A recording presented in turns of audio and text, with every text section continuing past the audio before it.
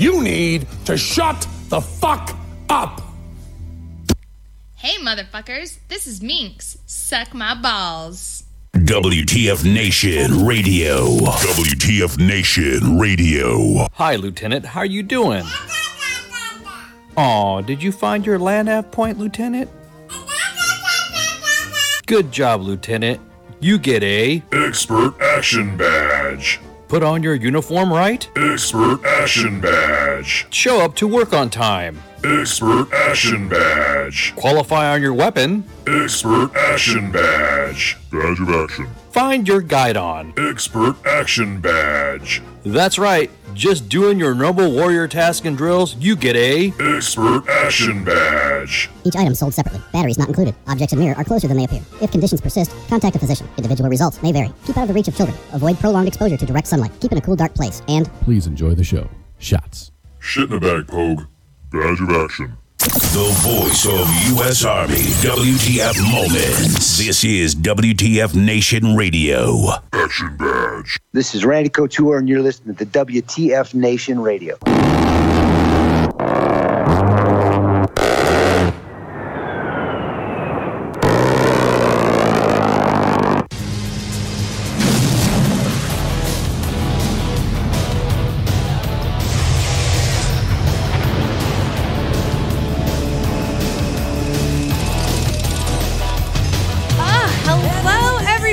Welcome to Tied Up Tuesday. I'm your host, Minx. Down there is Great Cloud. Hello. Hello. Welcome to Tuesday, January 23rd, 2018. There's only one of them ever, so let's celebrate. I haven't done radio in a week, dude. I missed Friday. I was on, I was on call, and which I guess is kind of good considering, you know, a couple weeks ago I was talking mad shit about Green Berets and Special Forces. So maybe it was a good thing that Best Stepdad Ever cause covered down. Yeah. I didn't get a chance to listen to it. I was busy, but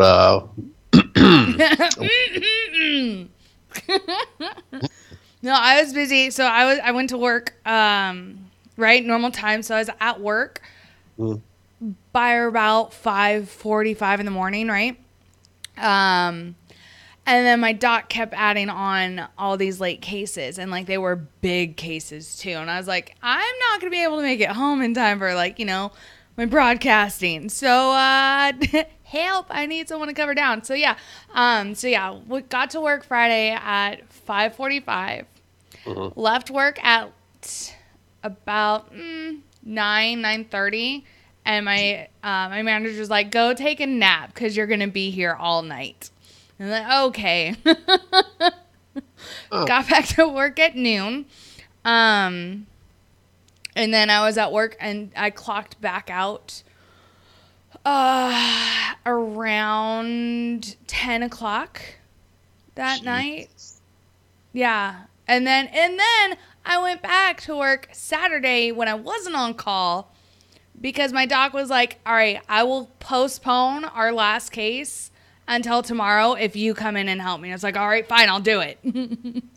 I'll fucking do it. I want to go home. I'm over work right now. Like, I don't want to be here. Ooh, sounds like a very long weekend. Well, Saturday during, like, the morning until, like, about noon is when... So I was only there for, you know, maybe 3-4 hours.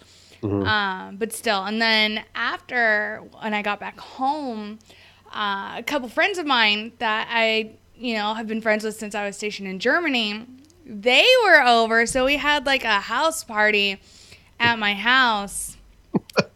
Shit. Oh my God. One, it was like we had never been apart. So I love those types of friendships.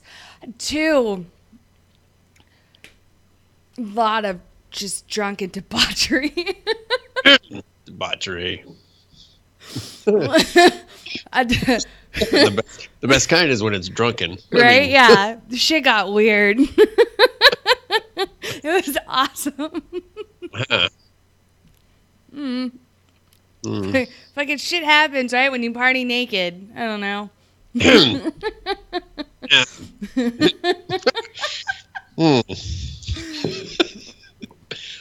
don't have anything that I don't think can compete with that at the moment.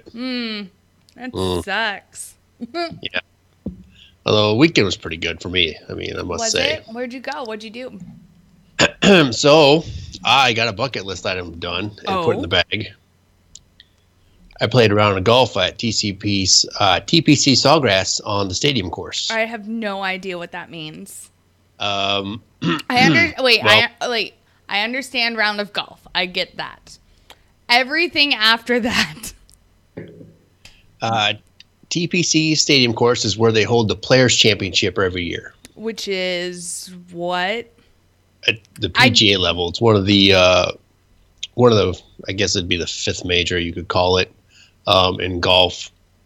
And I think we played the course at 6,400 yards.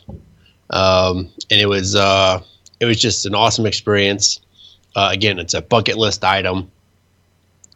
And yeah, it was a good weekend all around. Played 72 holes of golf. God damn. Yeah, so I played around on Friday, played around on Saturday, and played around on Sunday. And then flew back Sunday night. Oh my God. Yep. You didn't have class? Did you play hooky? What? 50-50. Oh, great cloud. What? You're such a rebel. Am I rubbing off on you? Not yet. Are you phrasing? Shit. I could figure out a TDY down there to where you're at. You're such a rebel. Even Spanky says bad gray cloud. Yeah, but no, I mean, again, it was an opportunity I had to, for a once in a lifetime opportunity to go play at this course, and I took advantage of it. So it was well worth it. I had some good friends, and I have some great memories forever. But while we're on the subject, real quick, I want to take a moment. Golf season is coming, nation. Hooray! But I wanted to put it out there, and I got the okay from the higher headquarters.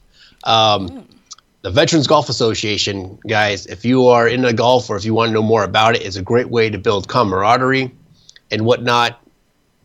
And it's just a good time. If you suck or if you're good, it doesn't matter. Come out and join us. Go check it out. It's vgagolf.org.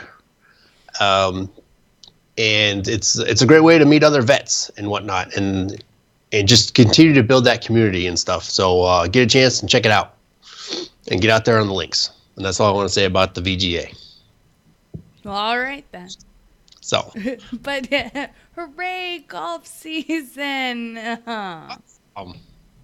I know you're an avid golfer, and you're like a huge you get a huge heart on for golf and just golfers and everything that has to do with golf. So that's cool, I guess. I don't know. You're super passionate about it. I don't understand it. I find it boring.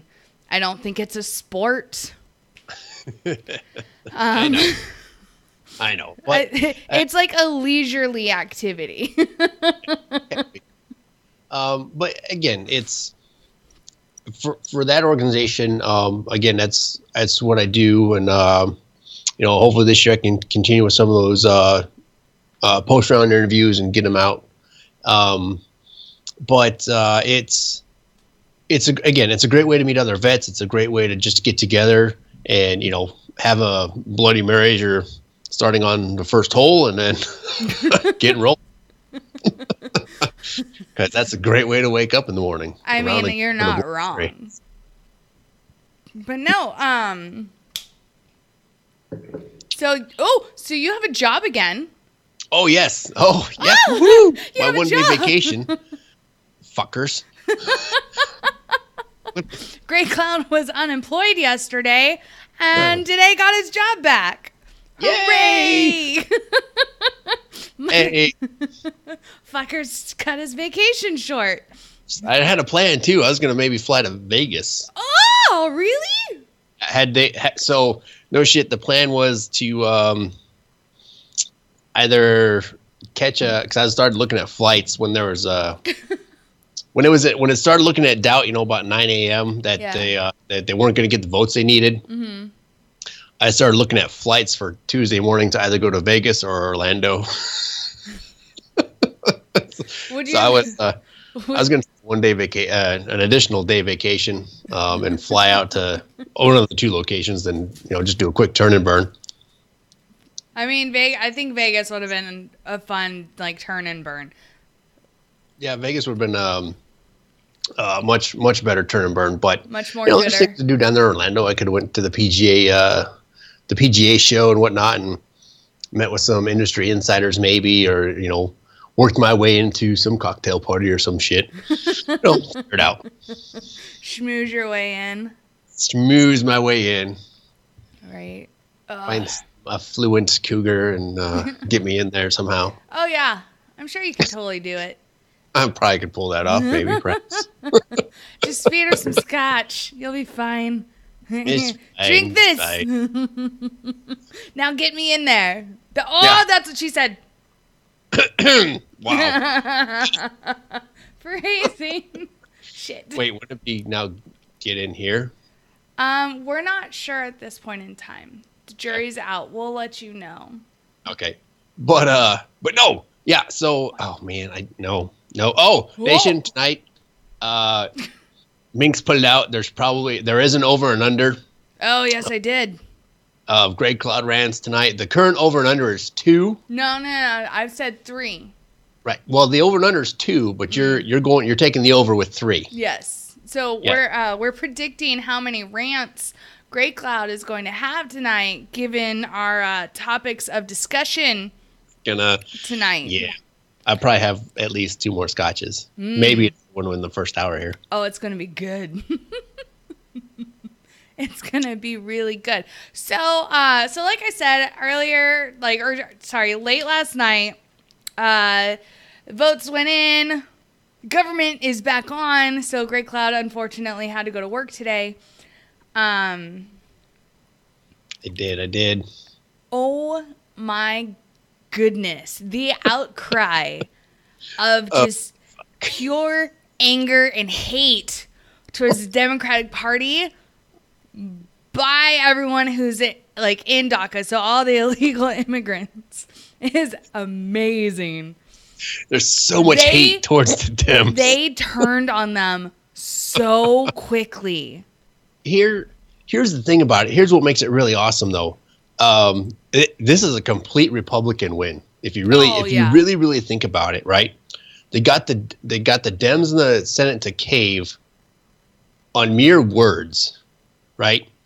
Nothing in the bill, nothing written down. It's just that they said, "Oh yeah, we'll talk about it before we have to redebate the bill in fucking 2 weeks, 3 weeks, wherever the fuck it is on February 8th." February 8th when we next run out of money, which is great because that's a Thursday. So I'll probably have to sign my letter before I go to school.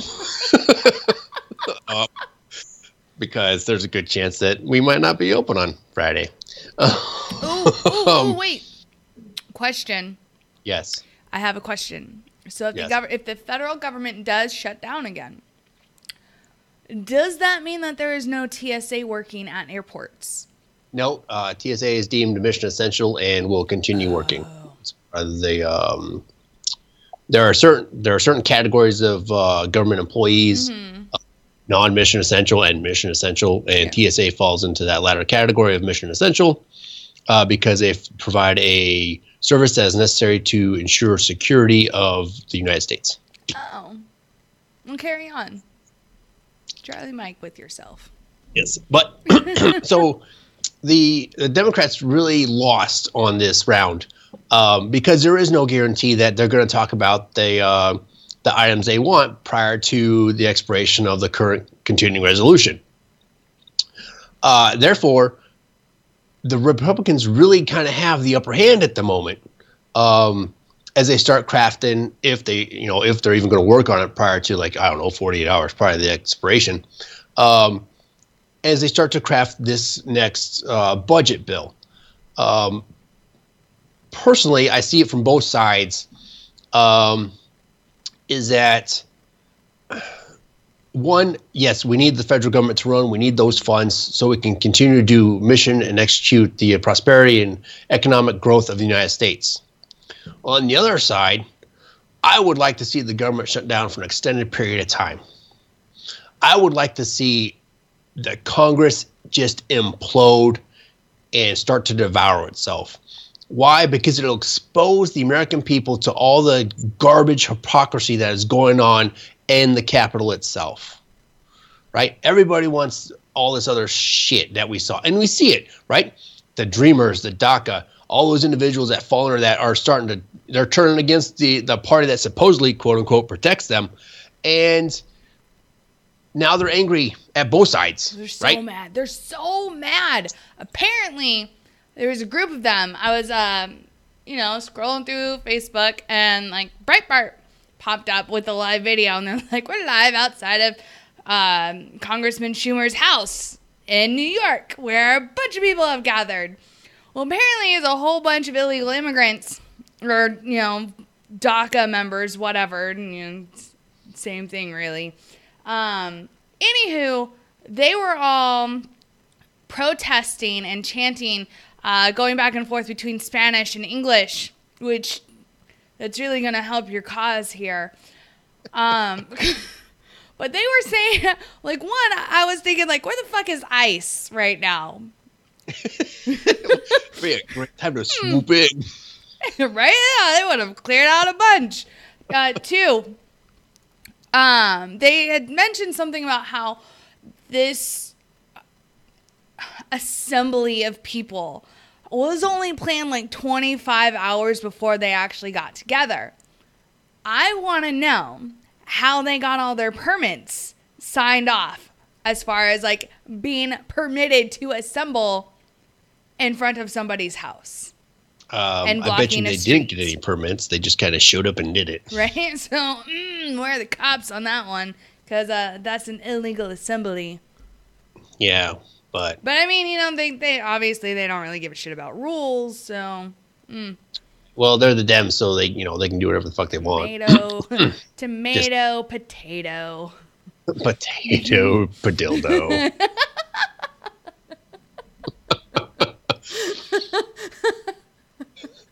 But no, I would seriously like to see it shut down for a long time. I really would. And I Go.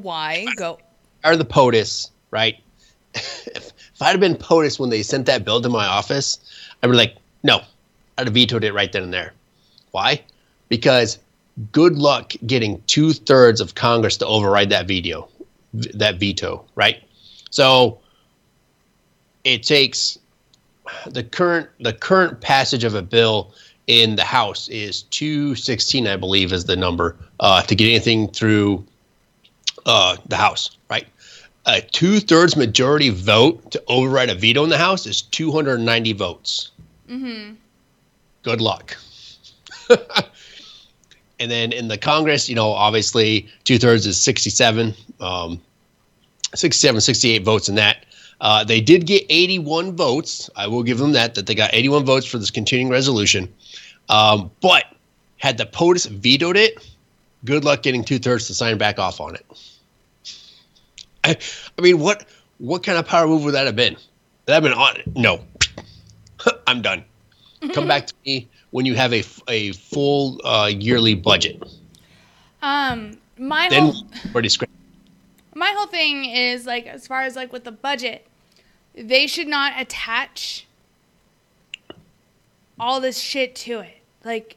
Do a federal budget, and then we talk about okay, how are we going to fund this Dreamers program, which was an executive order, but now we want to turn it into an actual law. Right. So here's the thing, and I think I covered this last week, is the thing about the executive order is, presidents have to continue to re-sign those in order for them to be effective still. Right. So let's say we'll take I don't know 12333, which is intelligence oversight that stems from the Nixon era, Watergate, all the other stuff, right? For that to remain relevant, right? That has to be signed by every president. Okay, so like one of the first things that happens is when the POTUS comes into office, comes to power, and swears in. He's got to look at all those executive orders and start to reauthorize them, and sign them back into. I don't want to say law because executive order is not a law; it's an executive order, but to reauthorize those executive orders. So he does that. So he can choose not to re-sign them. Mm-hmm. They're making them null and void, right?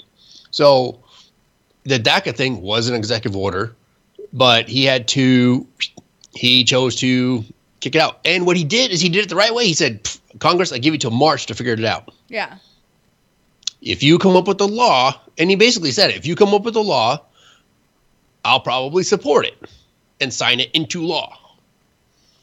But it's with the Congress, and that's where it should be, to decide a fate of these individuals. Yeah, it shouldn't be up to the president. That's not his concern. It's an abuse of power. Well, yeah. Well, yeah.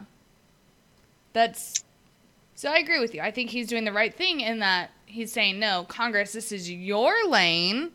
Take it back. It's true, and that's where it should be.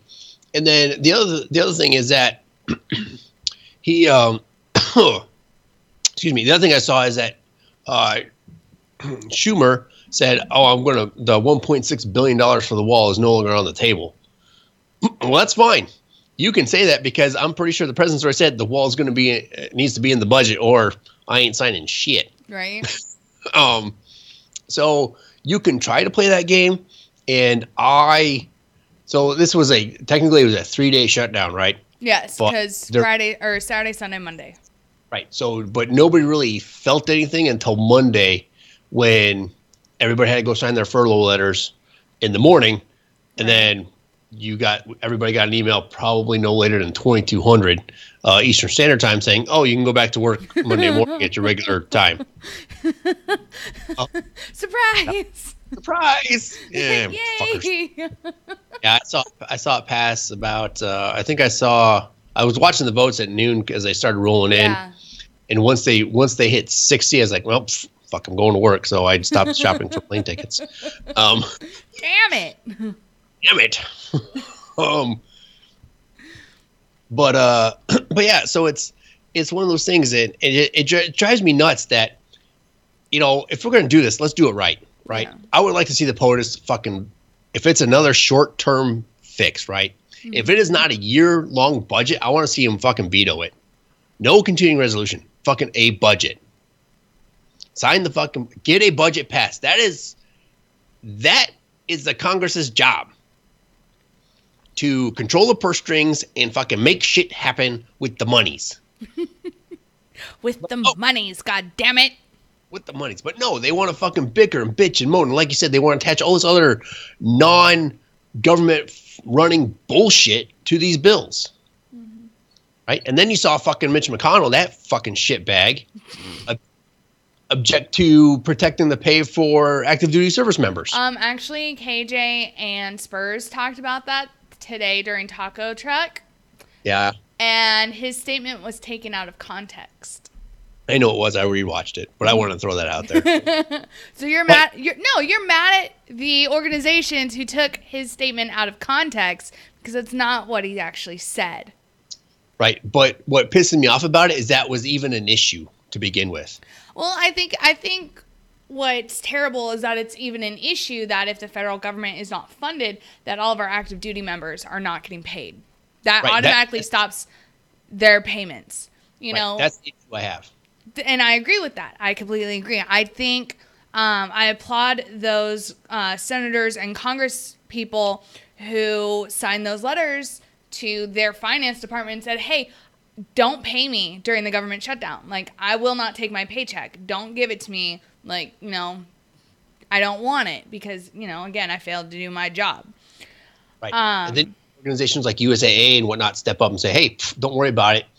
We will cut that money out of hide at the moment." Yeah. To ensure that you get your quote unquote paycheck. Which I think that's exactly what it needs to do. And it was, what was it? It was USAA, Navy Federal, and Service Credit Union.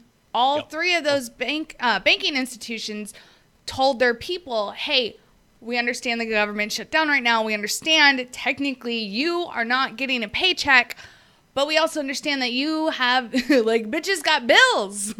So we're going to pay you anyways. And I think that's exactly what they should have done.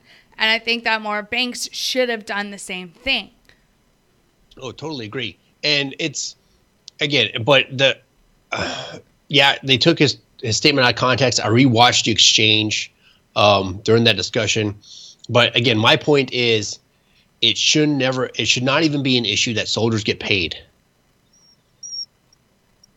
Congress gets paid, fucking soldiers get paid.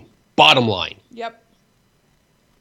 You know what, Congress, if you want to fucking toy with those that defend our nation and to toy with their fucking money, why don't we toy with your money and see what happens?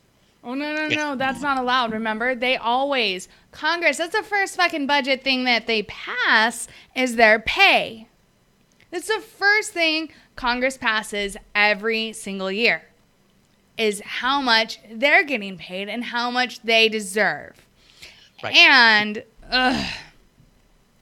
how if the government does shut down, we're still going to get paid. So, fuck you guys. Yep. Like, that's Congress. Right. Now, to his credit, shitbag McConnell. He does. He looks like a turtle. He does. Turtle. Said he just wanted it to table until after the vote, because he knew a vote was coming. Yeah. For the proposed bill that they had crafted, so he wanted to table that resolution until after that vote. Yeah. So that was his objection. So for anybody who's looking at that statement that Mitch McConnell just said, no, we're not going to pay our fucking troops. That wasn't how it went down. Go watch the exchange. Right, for that time frame. The full exchange, not the edited version. Right. Because all he did is he objected to table it because they wanted to see if they could get through the CR that takes us to the 8th of February before any of that other legislation start to be looked at. So I truly think that he's not politically suicidal. So had that vote gone to the nays and it didn't pass on Monday, that resolution would have been brought back up, and that probably would have passed by the same margin that the CR did. Okay, well over 2/3. God, I would hope so. I would truly hope that it would pass quickly. Yeah. Oh my God. Facebook Live comment. Schumer's wife looks like Austin Powers. Oh my God. That's amazing. Oh, Great Cloud, apparently you're somebody's man crush. Hashtag no homo. Thanks. Perhaps, maybe. That luscious beard, man. Yeah. So, again, man, I don't want to get started right now, but do it. Do it. But here we go. All right, nation, if you are not happy with the way the Congress is being run, 2018 is here, right? There's an election in November. Fucking read up on your shit. Make sure you are voting on fucking issues and not political lines. You gotta be educated when you vote, right? And if some shithead in your district or state is not up for re-election, but you want them to be, read up on your recall laws and figure out what it takes to get that senator out of power. Because the whole House is always up for re-election every 2 years. So it doesn't matter. But be sure you are voting along your ideals and what you believe in. And do the fucking research yourself. Look into the policies. Look into their stances. Take the time and read a bill. Check multiple websites. Don't rely on Fox or CNN or fucking BBC or anything else like that. Go find it. And a lot of those places start with anything that ends in a .gov. Because that's where the bills are actually published. That's where they're laid out for you to vote on. That's where you to go get your information. The National Archives has a plethora of information for you to learn and read about previous laws and how things have gone. End of story. And that's all I've got to say about the fucking shutdown at the moment. Are you sure? Yes. Are you positive? You're so... Drink that scotch. Drink it. Gosh. But no, here's the thing, though, right? I got a one-day vacation. Now, God don't get me damn wrong. It was nice. I caught up on some homework. That you skipped out on? No, I didn't. No. You played hooky. You self-admitted you played hooky from school this last weekend. So you caught up. Lifetime opportunity. Yeah. I mean, in theory. In real life, not in theory. But no, Gray Cloud. Oh, hold on. You're so bad. Oh. Veterans Report. Yes, I preach it all the fucking time on this show. Minx can attest to it. Oh my God, he does. Don't get him started. Get involved. Don't bitch about something and not have a plan. You become that fucking soldier who just wants to whine and complain and not have a solution. Fucking get involved, make a change, make a difference. If not, shut the fuck up and sit your ass down. End of story. But yeah, I did enjoy playing the stadium course at Sawgrass. Yay!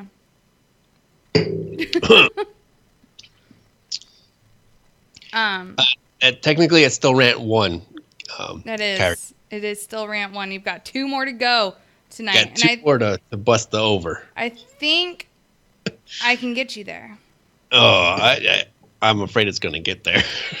Oh, I know it's going to. But yeah, no, okay, so as I was saying, all these DACA recipients are pissed about this, the government being turned back on. They're pissed. Mm-hmm. Pissed. And I don't understand why. That's what I don't get. I don't know. But yeah, so illegal alien activists say that they are outraged, actually, after Senate Democrats did not leave the federal government shutdown in order to force a deal whereby millions of illegal aliens are given amnesty at the expense of American citizens. In a protest outside the U.S. Capitol, open borders advocates and illegal alien activists slammed Democrats after they originally shut down the federal government to push amnesty for illegal aliens, but then caved to President Trump and voted to reopen the government without an amnesty attached to the funding bill. Illegal aliens shielded from deportation by the President Obama-created DACA program with the open borders group United We Dream, which is funded by globalist billionaire George Soros. Interesting. Said they were entitled to an immediate amnesty before the federal government was reopened. All right, 1, you're not entitled to jack shit. Let's just fucking put that out there right now. The world owes you nothing. The United States owes you not a damn thing.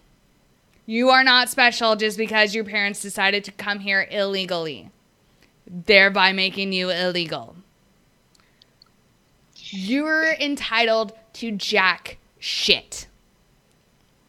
Now, for those,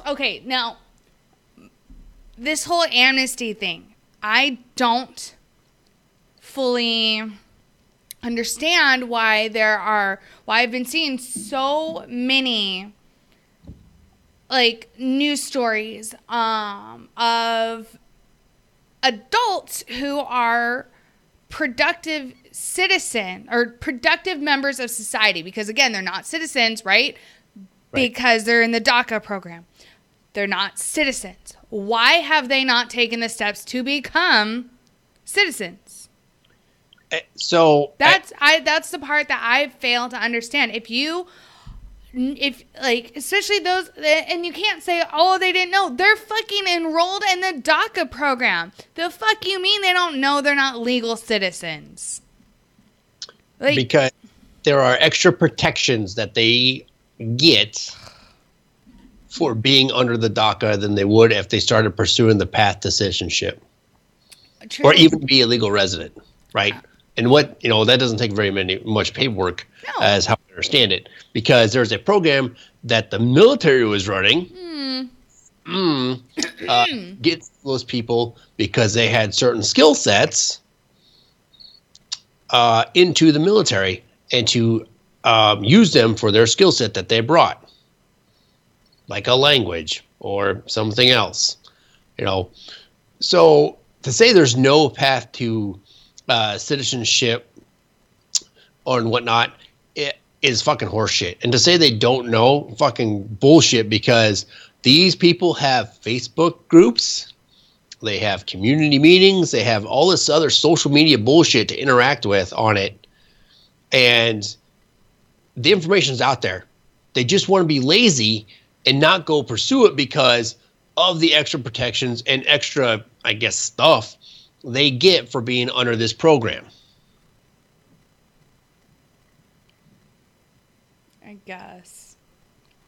Like that, it's aggravating, right? Like that's my biggest thing is, if you want to maintain your status here and continue to be like, oh no, look, I am a productive member of society, I want to be here, then fucking prove it. Do the steps necessary in order to make sure that you cannot get deported. Right. It seems like it's too easy. Maybe that's why nobody does it, is because it's too fucking easy. Well, I don't know. I don't know about all that. I don't know. Maybe it's just my white privilege showing. Oh, Jesus, don't start that. So, yeah. But, it boggles me, that they're just hoping that this thing would have continued to go no matter who is in office. Right. But no. Agreed. Totally agreed. Yeah. And I saw it in there earlier. Yeah, I agree. The budget should be the budget. No more writers. Yeah. Period. No more earmarks. No more writers. No, whatever you want to call it. No more pork spending when it comes to the budget. Yeah. Let everything else work on it, but the budget needs to be passed for the continued growth and functioning of the government itself. And again, I won't mind us fucking run out of money. I don't care. If you run out of money and you watch Congress fucking literally implode on itself, it would be awesome. Would be awesome to see. It truly would. Yeah. But that's just me on that. So the article goes on to, apparently they interviewed an illegal alien who refused to give his name because I'm pretty sure he didn't want ICE to beat down his door. Again, where was fucking immigration control during this whole protest or this whole gathering? Where were they? Where were the cops? Because, huh? Not to be found, apparently. There's a whole group of them. Just fucking corral them up, load them into trucks, and there you go. Be free. Awesome. Corral them up. I live in Texas. I don't know what to tell you. Just fucking get some horses out there, round them up. I'm just gonna leave it at that. But yeah, this dude says, today we are outraged. U.S. senators of both parties disappointed the nation today when they decided to move forward without a solution for me, for the members of United We Dream, and my little sister. We're not going to sugarcoat it or spin it. Today, immigrant young people continue to be in danger of deportation. They continue to be in detention centers. And there was no solution for us today because Democrats and Republicans decided that it was too politically painful. I have questions. Which other country does so much for people who come into their country illegally? Well, apparently, according to the Bleeding Hearts, that doesn't matter because we're the United States of America, and we should just do whatever we can to help other people. But no. Mm-mm. No, I don't agree with that. I don't agree with that either. Yeah, you know, like, fuck it for real, though. Like, if you cross the border into any other fucking country and you're like, hey, I'm here to move, and just completely bypass their whole immigration process, like, certain countries, you go to jail. Yeah. Oh, yeah, just cross the border in North Korea, see what that gets you. Oh, God. Or, Iran. Yeah. Or Mexico. Good chance you're going to end up dead. Yeah. Hello, Jim. He yelled my name. Sorry. Hello. Hello. So, I mean, what? So it says currently newly naturalized citizens are allowed to bring in unlimited number of foreign relatives to the U.S. This process is known as chain migration, and it has imported more than 9 million foreign nationals into the country since 2005. In the next 2 decades, if chain migration is not ended, the legal immigration process will add approximately 7 to 8 million foreign-born voters to the U.S. electorate. Likewise, the visa lottery, which Trump has demanded an end to, randomly imports 50,000 foreign nationals every year from multiple countries, including those with known terrorism problems. Most recently, the visa lottery made national headlines when it was revealed that the suspect and the ISIS-inspired New York City terrorist, Uzbek national 29-year-old Sayfullo Saipov, who is accused of murdering at least 8 individuals, entered the U.S. in 2010 by way of the visa lottery. So here's the problem with the visa lottery, is that you cannot. There's no guarantee that that person's going to be able to make it in the U.S. On their own, right? So they get this visa based on this lottery system, right? It's a random out of the hat draw, right? So there's no need for them to be able to prove a skill. That they can attain employment, speak any type of any portion of the language, and go on and so on and so forth. So, and a lot of these aren't your B1, B2 visas where you're here for vacation or whatever. These are no shit visas to come here and do something other than that, right?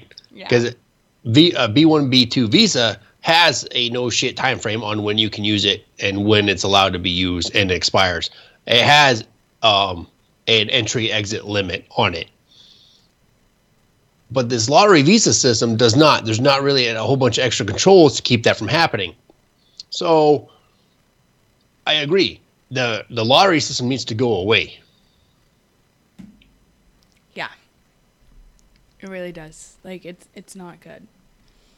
But, whatever. Chain migration needs to come to a halt.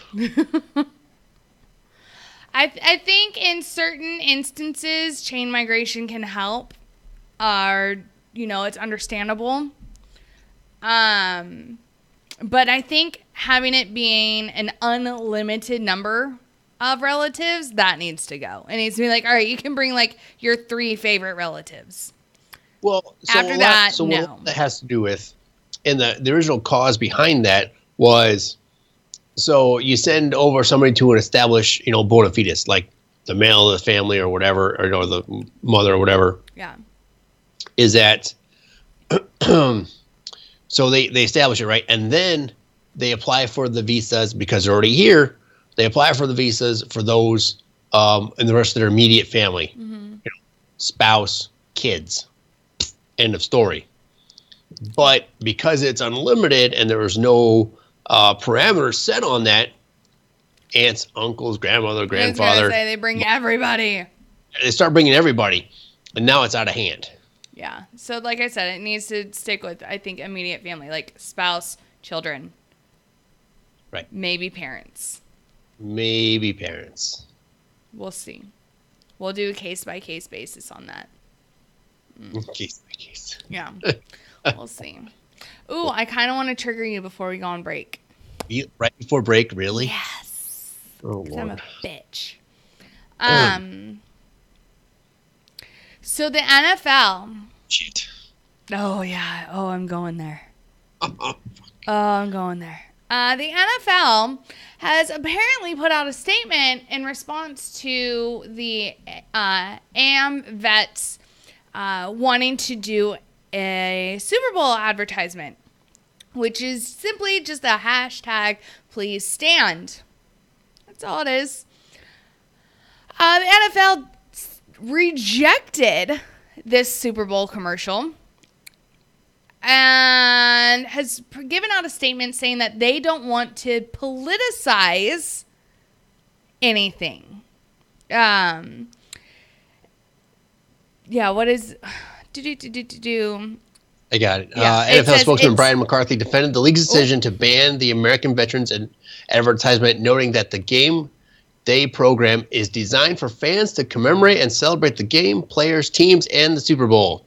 It's never been a place for advertising that could be considered by some as a political statement, McCarthy told Army Times. That's weird.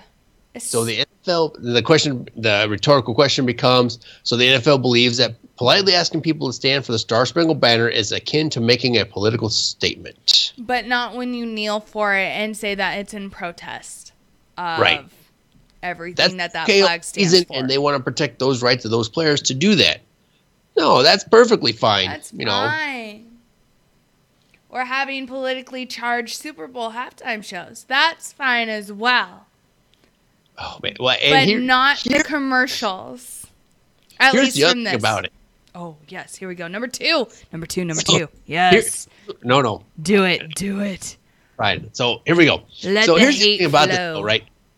It's, the political statement and all this other garbage about this story, right? This is fucking such bullshit hypocrisy from the NFL that, we want to protect the players' freedom of speech and all this other garbage and blah, blah, blah, blah. But yet, you put this out there because you don't agree with it and it's possibly politically charged.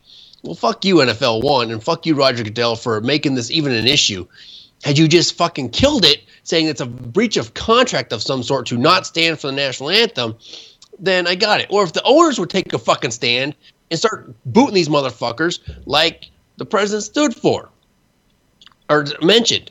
So either way, this is a money grab, whatever it is. But here's what gets even better, is that it's the Philadelphia Eagles and the New England Patriots. Duh. Right? No. Not the teams, the fan bases. Right? Oh, yes. Okay. Who do you hate more? Eagles fans or Patriots fans? Both. But can you imagine the brawls that have the potential to happen at the Super Bowl? Oh, my God. Yes.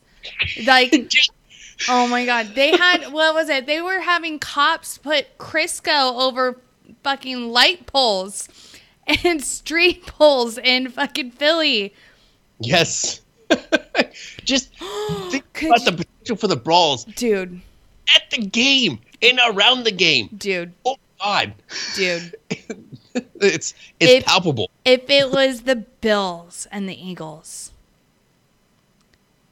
could you imagine the destruction that would occur? Pre-game during game and then post game. The city would burn. I read an article today that Vikings fans, there's like this group of Vikings fans that plan on signing up to be Uber and Lyft drivers. Yes. Oh, they can shuttle Eagles fans to the wrong location. I can't wait. Oh my God, this is going to be great. Like, I'm more excited about the fucking malarkey bullshit that's going to be happening, like, not at the game, but, like, just getting to the game or, like, leaving the game. Like, these motherfuckers took me to the bad part of town. Oh, and you know what? It's going to be so good. Here's the thing about this. If it really got out of hand, there is not enough security in that building to handle the 70,000 some fans that are going to be in the stadium. No, not at all. There's not Good enough luck, security everybody. on hand to deal with everybody. Especially if they all decide to rush the field at the same time to get in, I saw it in here, a battle royale, WWE style. Oh my God. Do it. Do it. Everyone, all the fans, do it. I just want to see what, like, I'm going to be just sitting there, like, with my popcorn, like, yes. That would be awesome. Oh. Whew. It would be so good. Oh, my God. Oh, we'd have plenty to talk about on Tuesday. That's for sure. We would. Dude, seriously. Ugh, God, I'm so upset with the fucking Jaguars. Like, you had one job to do and you couldn't close it out. Winning! And you fucked it up. You let Tom Brady get his fucking groove. Like, don't get me wrong. Tom Brady's nice to look at. Oh, Lord. I just, and it's not so much just, like, the Patriots team. Like, it's not the team. It's their fans. Yeah, their fans are pretty full of themselves. I can't stand how every single one of them wants to suck Tom Brady's dick. Yeah, well, or Gronk's dick, or just the entire, like, I'm pretty sure all of them would let the entire team just run a train on them. If it meant, like, oh, we gotta go to another Super Bowl. Fuck my mouth. Like, they'd let the whole team just take a turn on them. Oh, like everybody, to include like the 4th and 5th string, like practice squad guys. Oh, God. Ugh, it'd be so bad. Oh, I think there's a couple of Pats fans in the Oh, are there? Yeah, in the live chat. Oh, well. Tom Brady is a housewife's wet dream. I mean, you are correct. Oh my God, yes. Veteran support, yes. They should put the fans on the field and have them fight to the death, award the trophy to the winner. Hey, veteran support, we're not counting hang time for tight ends, right? Ooh, what? Tight ends? Yeah, referencing Aaron Hernandez. Too soon? I'm sorry. Too soon?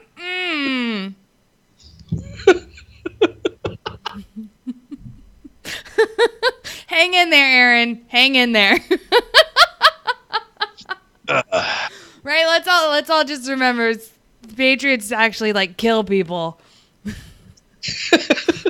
Let's just remember that. Oh God, for not even being a yeah. Not being a real threat on the field. Anyways, I digress. But I digress. Well, it's break time. So we're gonna go on a little break, and when we come back, we are going to have Todd Thompson and Steve Rubin here with us, and they're going to tell us all about Waves Project Incorporated and all the great things that they do for veterans, especially those with PTSD. So we shall be back here in a little bit. So yeah, we'll be right back. Shots.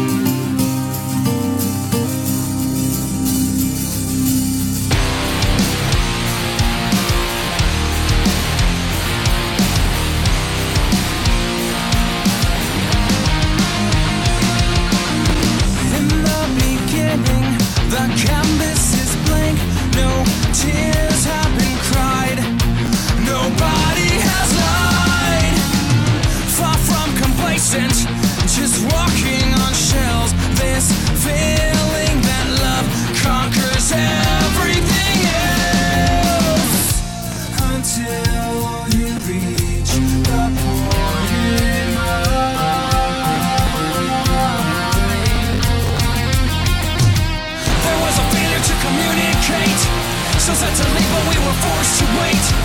Nobody said we had to relate. At the end, it's over. I'm finally sober. I'm finally sober.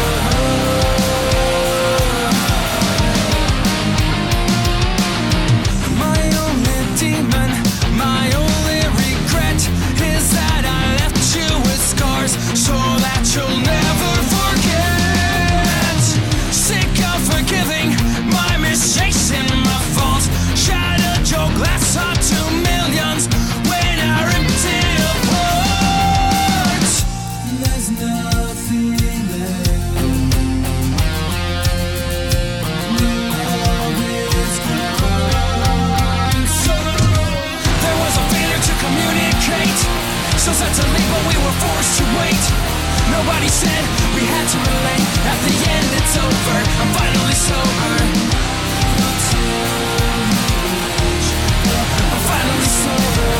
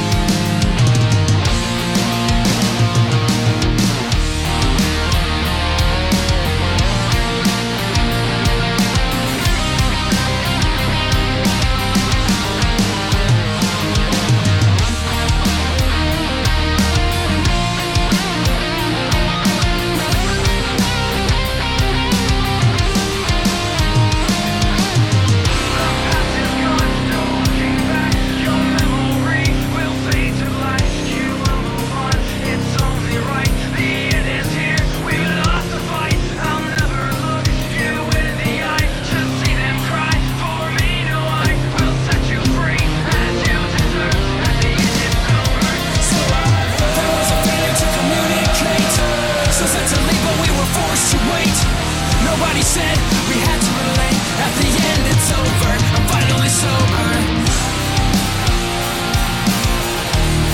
I'm finally sober.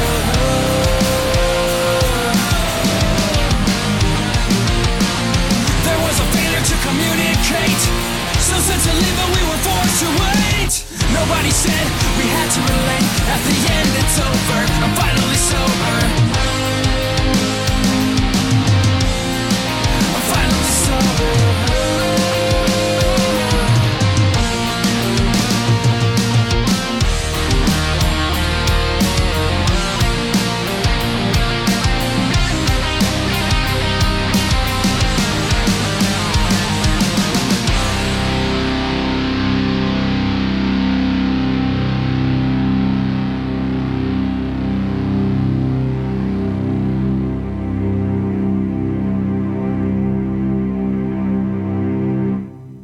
Broadcasting live from the basement of the Pentagon. This is WTF Nation Radio. Hello, no one is available to take your call. Please leave a message after the tone. Fucking answer your phone, AK. God damn it, answer your phone. I heard somebody talking about anal sex on the radio, so I figured I'd give my story. Give me a call back. Alright, bye. Hello. I don't know what you're trying to do with all these British accents, but I'd really like it if you could call me back so I could read something for you. Bollocks. I just burnt my hair with my, rolled marijuana. Stupid strawberries and crumpets. I don't like it. Have a good day. Hey baby, you gave me your number in the fucking bar. This is fucking Lewis. How you doing? Don't know why you ran off in such a rush. Yeah. I know you're digging my vibe, baby. Just give me a call back. You know the number. Go fuck yourself, Bobby. Hey, just wanted to talk about your guys' radio show and how awesome it is and the other guys sucked. Anyway, yeah, make America great again. I don't know how to use this. Roll velvet ears. Put the monkey down. Oh, God. Never mind. Hey, brother, we need to get your show nationwide on this Sirius radio or satellite or something. Kind of hard to watch it when it comes on this damn little cell phone. Let's see what we can do to get you nationwide. Love to see you. Love to hear you. Continue on. You guys need more fucking lines if they're all busy. What the fuck? Get some more. Let me shit in your mouth.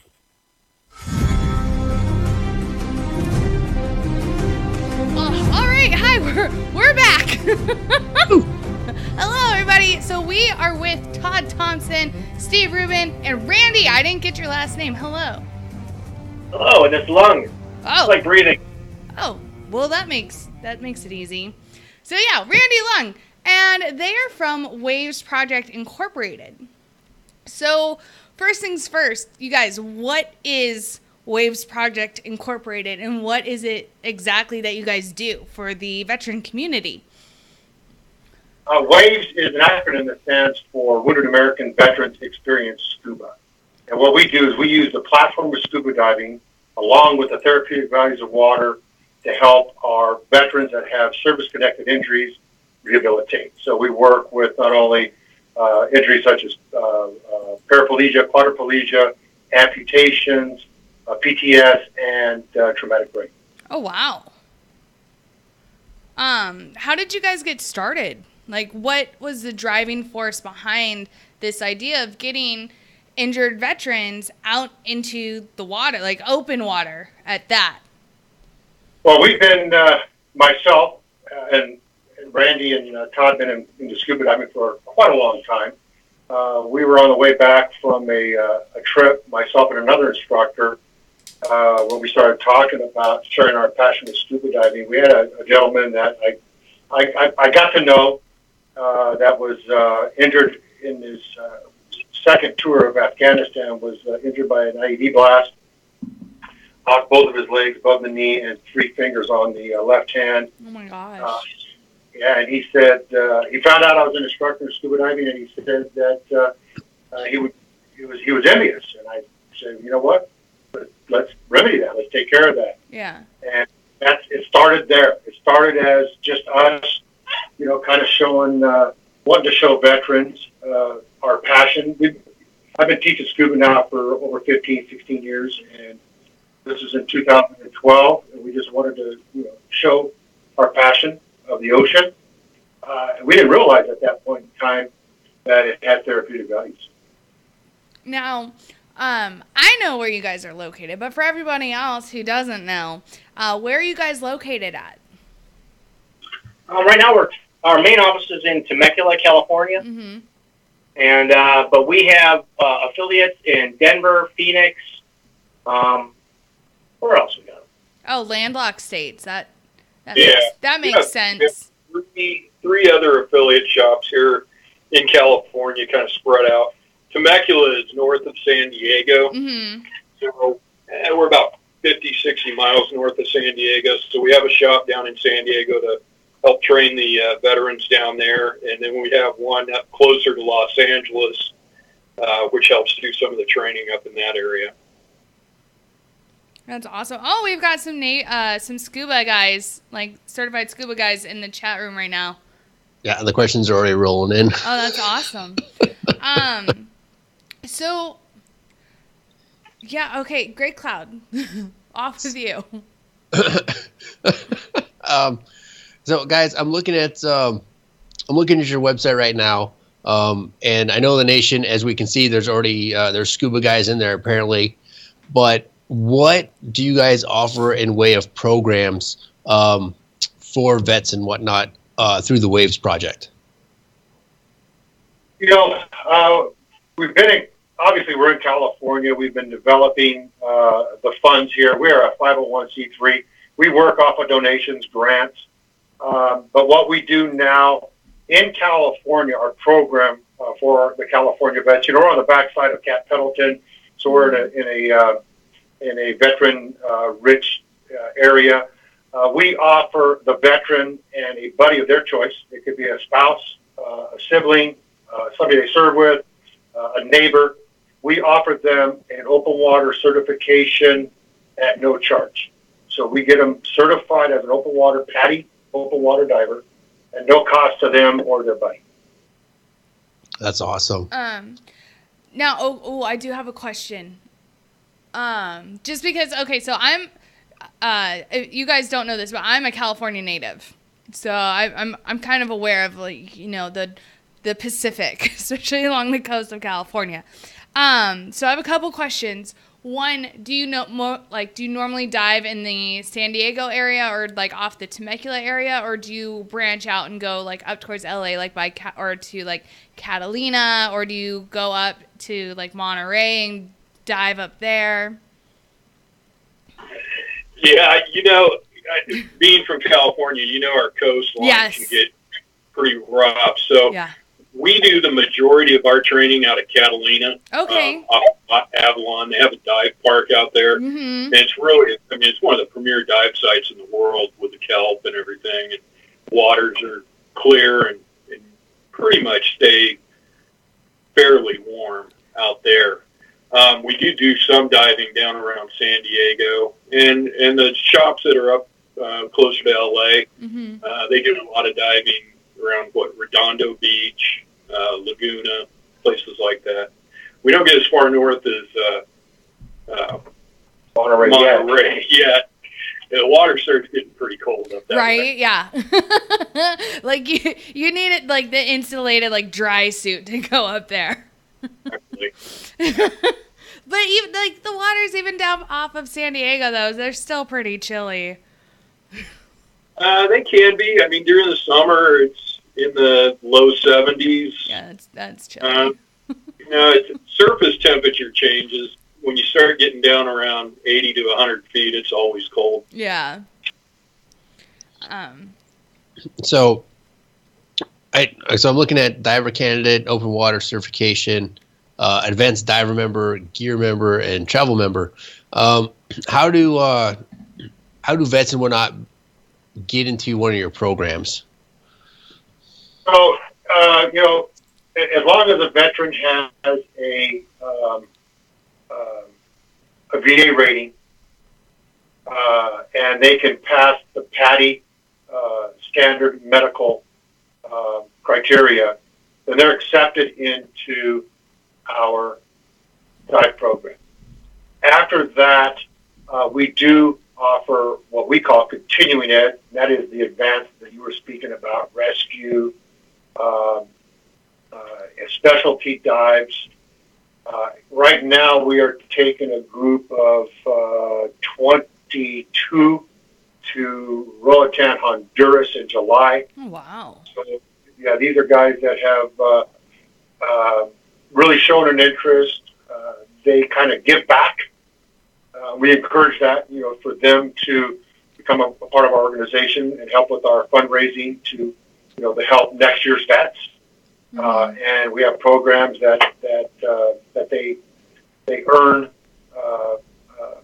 points or earn different levels, levels to where they get to get discounts and dive trips. So we do, you know, boat trips. We're doing all kinds of things. We're doing all kinds of different types of diving.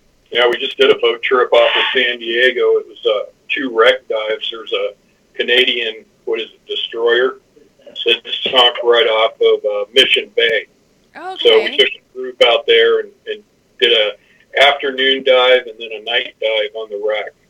You know, the whole key is getting these guys off the couch, you know? Yeah. So they're at home, you know, they may be going through some stuff, but, you know, diving's been proven to be therapeutic and helpful to PTSD symptoms and stuff like that. But you got to keep diving. So our goal is to not only get them through open water, but get them coming back and helping other vets. And we'll take you almost as far as you want to go. Right. As far as from a professional and an instructor someday, hopefully. As long as we have the funding. Yeah. Right. Yeah. That's right. That whole thing. Yeah. So right now we actually just finished an Army vet and his wife as PADI dive masters, and they started in our program, I believe, early 2016. Mm-hmm. Or no, wait a second, 2015. and they've gone all the way up to a dive master status. So now they are part of our staff. They're part of the professional staff, and they're set up now to help with our instruction as we go into the 2018 season. Like, I know, like, we've got questions about, like, you know, your guys' organizations, but I'm kind of fixated right now on one thing in particular, especially knowing that you guys do dive a lot around Catalina. I know that white sharks like to frequent Catalina and the surrounding waters. Have you guys had any run-ins with white sharks? We go out looking for them, Yeah. and we can't find them. They're like a unicorn. Are you Wait. Wait, y'all go out looking for the white sharks. Like, they're massive off of California. They don't like scuba divers. They like surfers and swimmers. Oh, yeah, I mean, what, but wait, hold on. What is scuba if not swimming? They don't like our bubbles. Yeah, we're underwater with them. Oh. Like, I was watching Shark Week, I think it was last year. They're like, we found a 22-footer off of Catalina. I was like, oh my God. Yeah, we don't see those. It's rare. That's, so, okay, so then what is, what's your most common wildlife that you guys, like, run into? Well, you know, out of Catalina, and when we're diving in San Diego off the kelp beds, the kelp beds act as a reef structure. It's a live reef structure with kelp being the plant material. So in the depth that we dive, it's the majority of fish are probably the size of your hand or smaller. Yeah. They're the fish. You know, you'll see some kelp bass. You'll see state fish, the Garibaldi. The black sea bass are now just starting to come back. They're on the endangered species list. So we've had some dives last year where we were able to see 4 or 5 black sea bass. Those are probably the biggest fish that we see in the park. They can get up to 4 or 5 feet long, and they're very docile fish. But everything that we see is relatively small. Mm. It's like being in an aquarium. All right, sorry. Great Cloud, continue. Sorry. I lost my train of thought. You know, so my train of thought went immediately to the same as yours. Like, they actually go out looking for these sharks. What? Yeah. As long as we see them before they see us, it's good. Yeah, it's always good. I got to tell you guys on the shark deal, over 2,500 dives myself. I've been diving since 1982. A lot of dives in these waters. I have not seen one. The only shark that I've ever seen actually was out at a dive shop off the coast of Florida, Key Largo area. Saw a bull shark, and that is the only shark I've ever seen outside of a nurse shark or a leopard shark or just bottom feeders. But yeah. Not like what you're talking about. You know, you're talking about a 22-foot fish or a size of a shark like that. They're in deeper waters. Yeah. You know, we're diving mainly around 60, 70 feet is a average depth for us. You know, we can get down to 130, but they're just not interested in us. And I know they're out there. I know they probably know I'm out there. Mm-hmm. Kind of tend to avoid them. Well, that's good. I hope they continue to avoid you guys. Now I'm kind of apprehensive about going diving tomorrow. Shit. Well, we don't usually talk about that. Sorry. If anything happens, I'm sorry. Try to overcome anxiety. That's pretty much our number one question out of every class we get. Right? So they always want to know about sharks. Well, I mean, you know, like, you can grow up and you're told, like, stay out of the water, the sharks are there. And then Jaws doesn't help. No, and that kept, I think that kept me and Steve from diving for several years. because about the time we started diving was right after Jaws came out. You're floating out there waiting to drop down, and you can hear the dun dun dun dun, right. going through your head. Right, you're like, shit. Yeah. No, like I've gone scuba diving before, like just beginner stuff, and we never got below, what was it, like 30 feet. But I ran into like this big ass nurse shark, and I was like, oh my god. So like, and that thing, it was probably only like 10, maybe 12 feet, but like, yeah, only. I mean, I kind of came up behind it, like out and like went over the reef, and then I was like, oh shit, there it is. Everything underwater looks about 30% bigger than it really is. So yeah, it was bigger than me. Maybe, I don't know. But okay, sorry. No, so my next question is, so I see a place on your guys' page for volunteers. One, what kind of volunteers do you guys need or look for? And two, how does one volunteer with your organization? Well, that's a great question because, we could use help from all different arenas. So any profession, obviously, that we don't have to, use funds for, in legal or, banking or marketing, administrative stuff that we do, all the way to, helping when we go on dive trips, if we need, helping carry gear, helping us with fundraising activities. We have volunteers that have no desire to get in the water, and we have volunteers that get in the water every chance they get and help us out. So with training, going over Catalina or diving off the coast here, there's just all kinds of different, as you can expect in any type of organization, there's all kinds of different needs and talents that need to be used within that organization. And like Randy was saying, we've got, we're doing training in California, Denver, and Arizona, but we would love to take this thing across the nation. So, if people are interested and have a heart to give back to the veterans, it's not easy. It's a lot of work because we do ask that, the different areas do their own fundraising and use those funds for veterans in their area and do outreach to get veterans into the program. So it's not an easy task being an affiliate of ours, but super rewarding. Oh yeah. No. And another way that somebody could, obviously help is through grants or corporate funding. When we talk about Southern California, that's where we're at. That's where we grew up as a nonprofit. So a lot of our grants are specific, and they're specific for California. So as we're developing Denver, we'll work with A1 Scuba out in Denver, Colorado. As we're working with Phoenix Scuba in Phoenix, Arizona, we got to start getting grants for those areas. We have Deep Sea Scuba in Phoenix, so we're looking for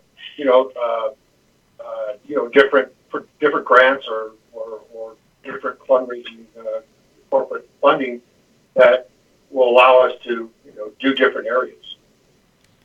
So for your landlocked outposts, do you guys do more freshwater diving then, like the lakes and the rivers out there? Yeah, absolutely. We do a lot of training. Arizona has the Colorado River system, so they have a lot of lakes along there. They utilize those. I was gonna say, and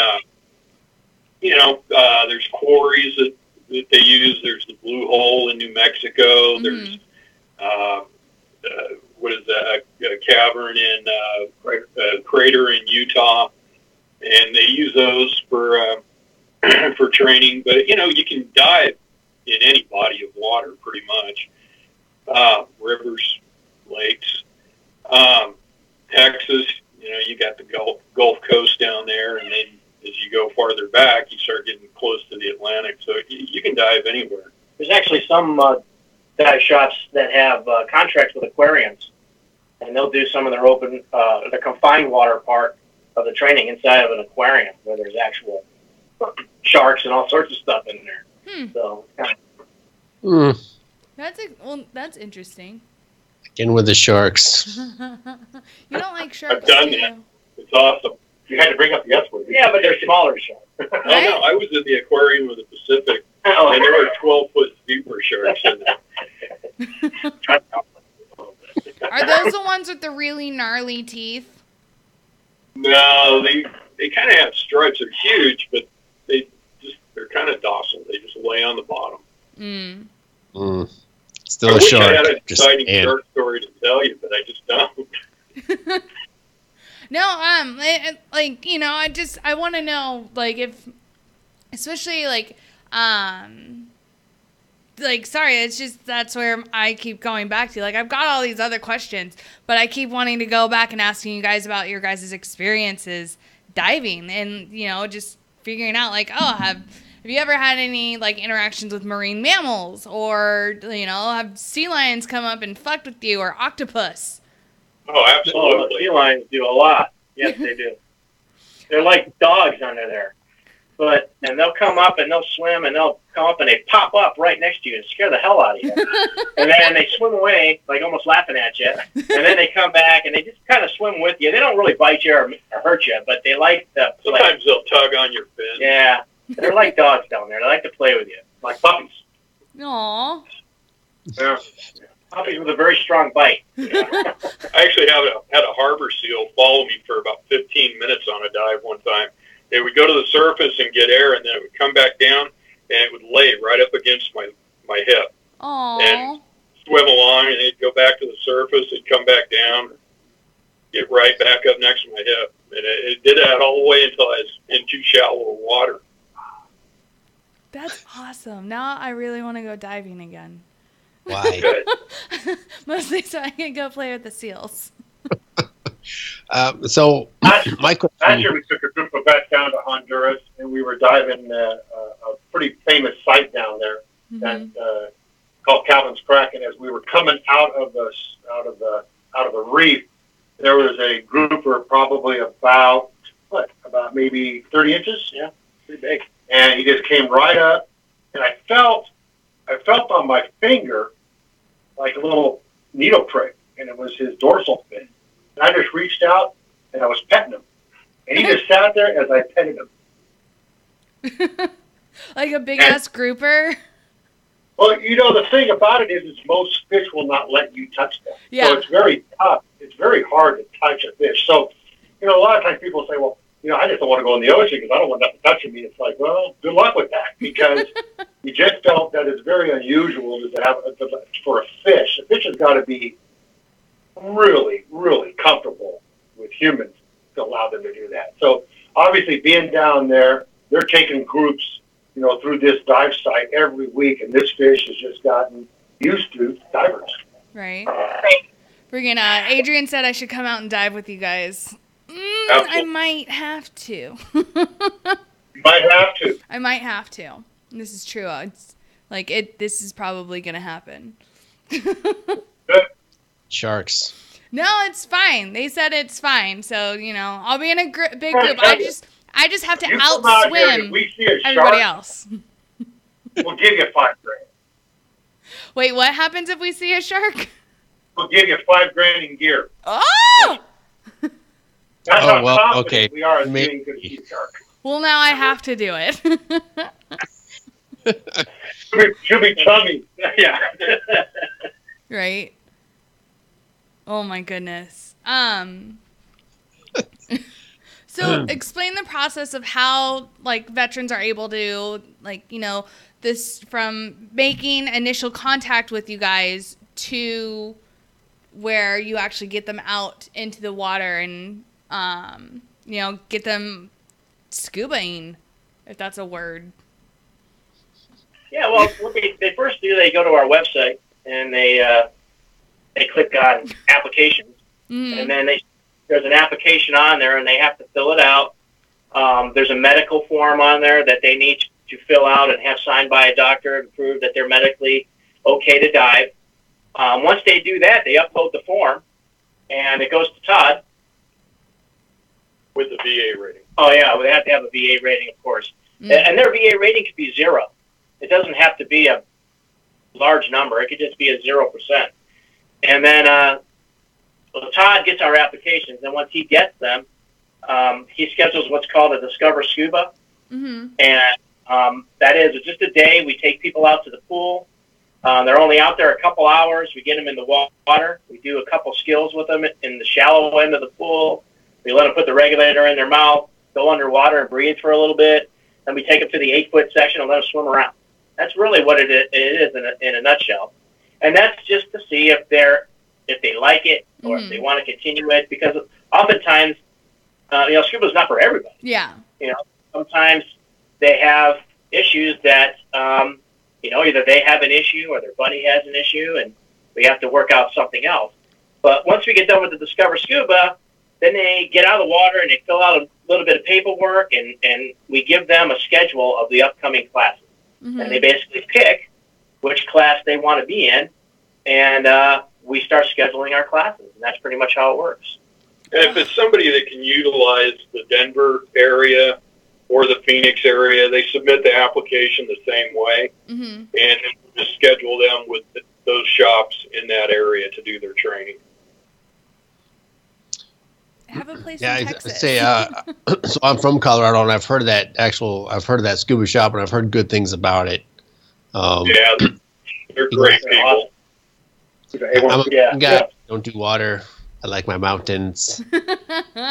Don't do water. It's really cool to look at from afar and to ooh and ah.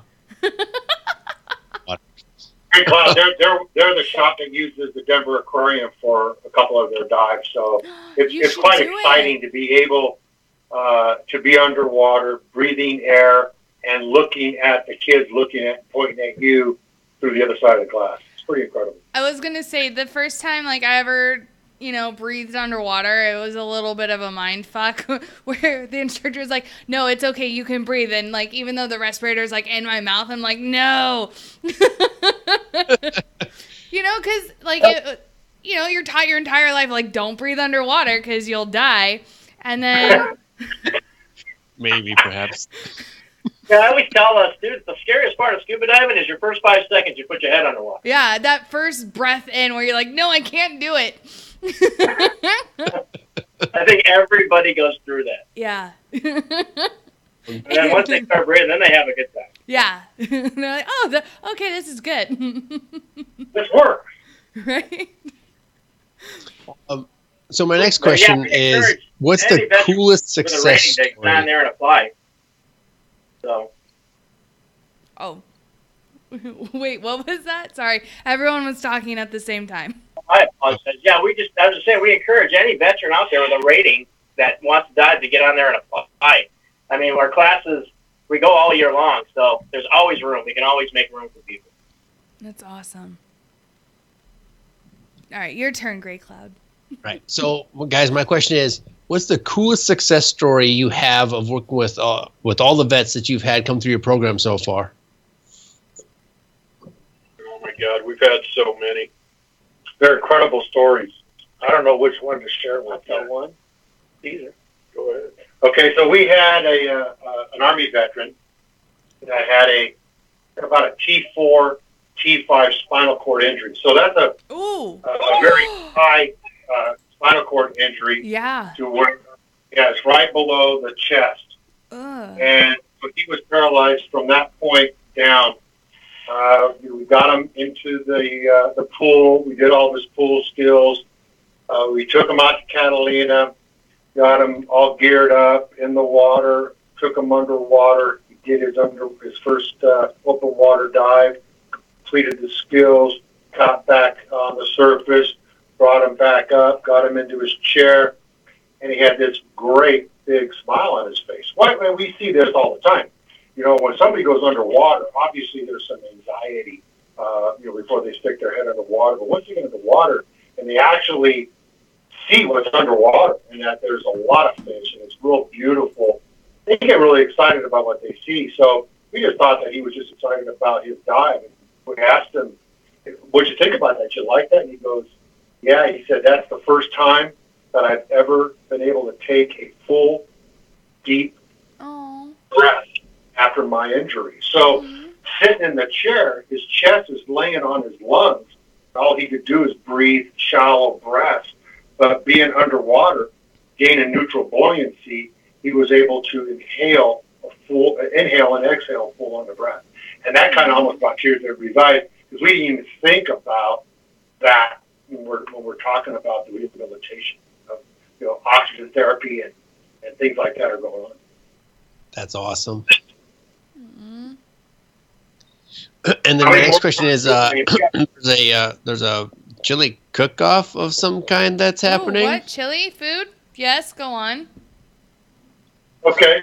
Yeah, that's one of our major fundraisers, and we are coming up. It's in the Temecula wine country, which is a very popular area in Southern California.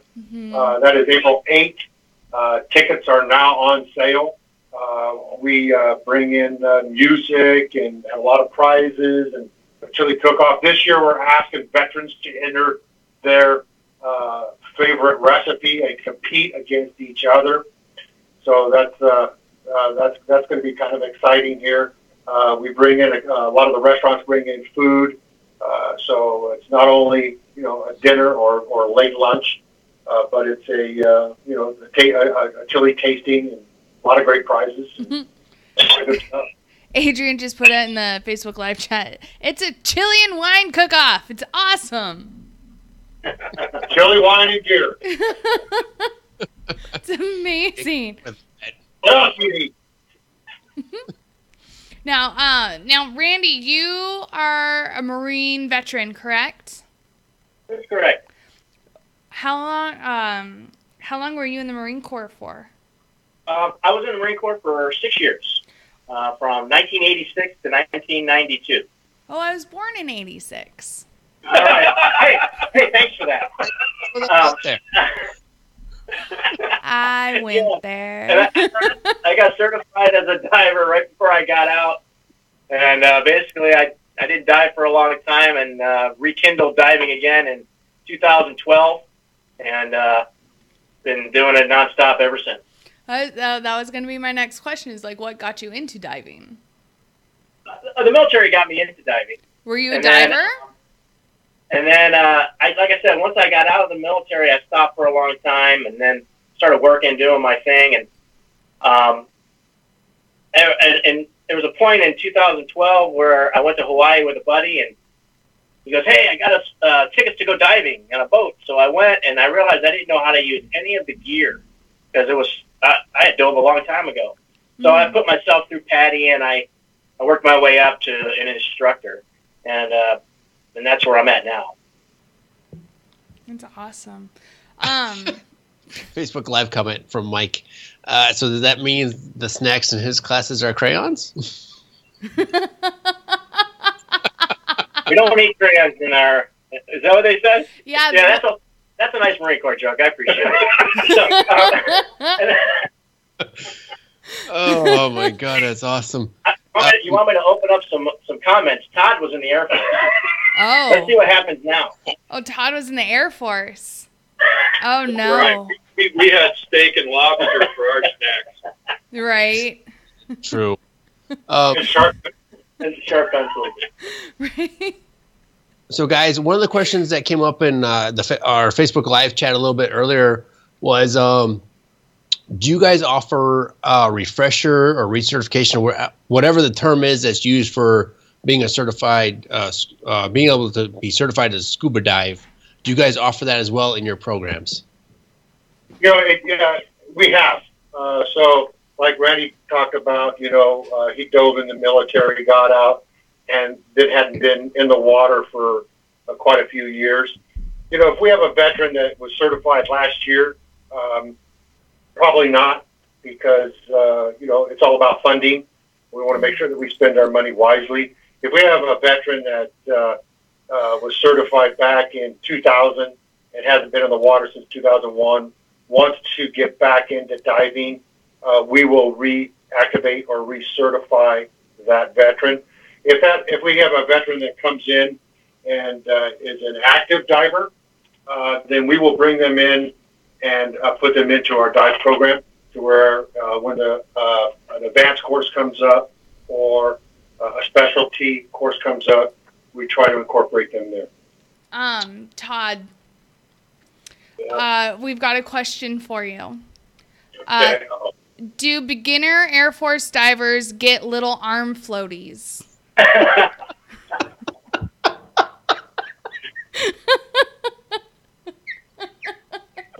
don't know.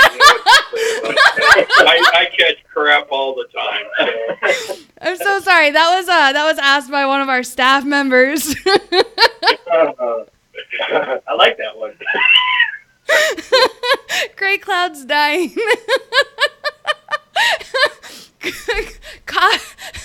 Kaz turned Gray Cloud into a basic white bitch who can't even right now.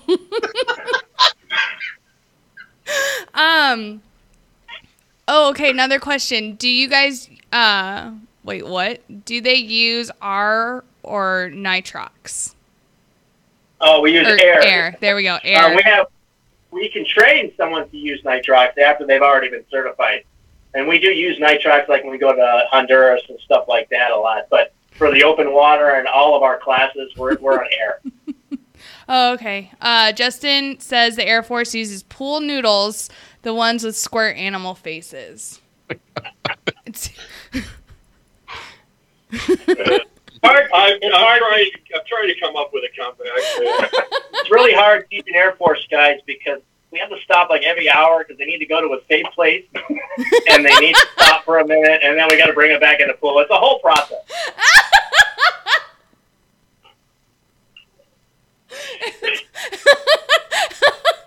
Yo, my fucking co-host is about to die. Breathe, Gray Cloud. This is amazing. This is good. This is really good. Oh my god.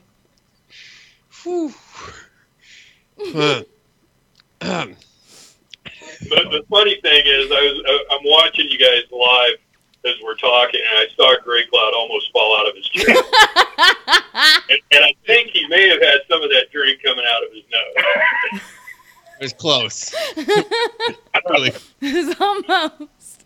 Oh, okay. So what exactly is nitrox?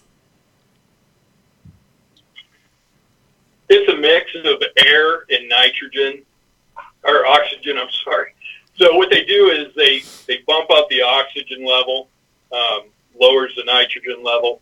It allows you to stay down longer at certain depths. Mm-hmm.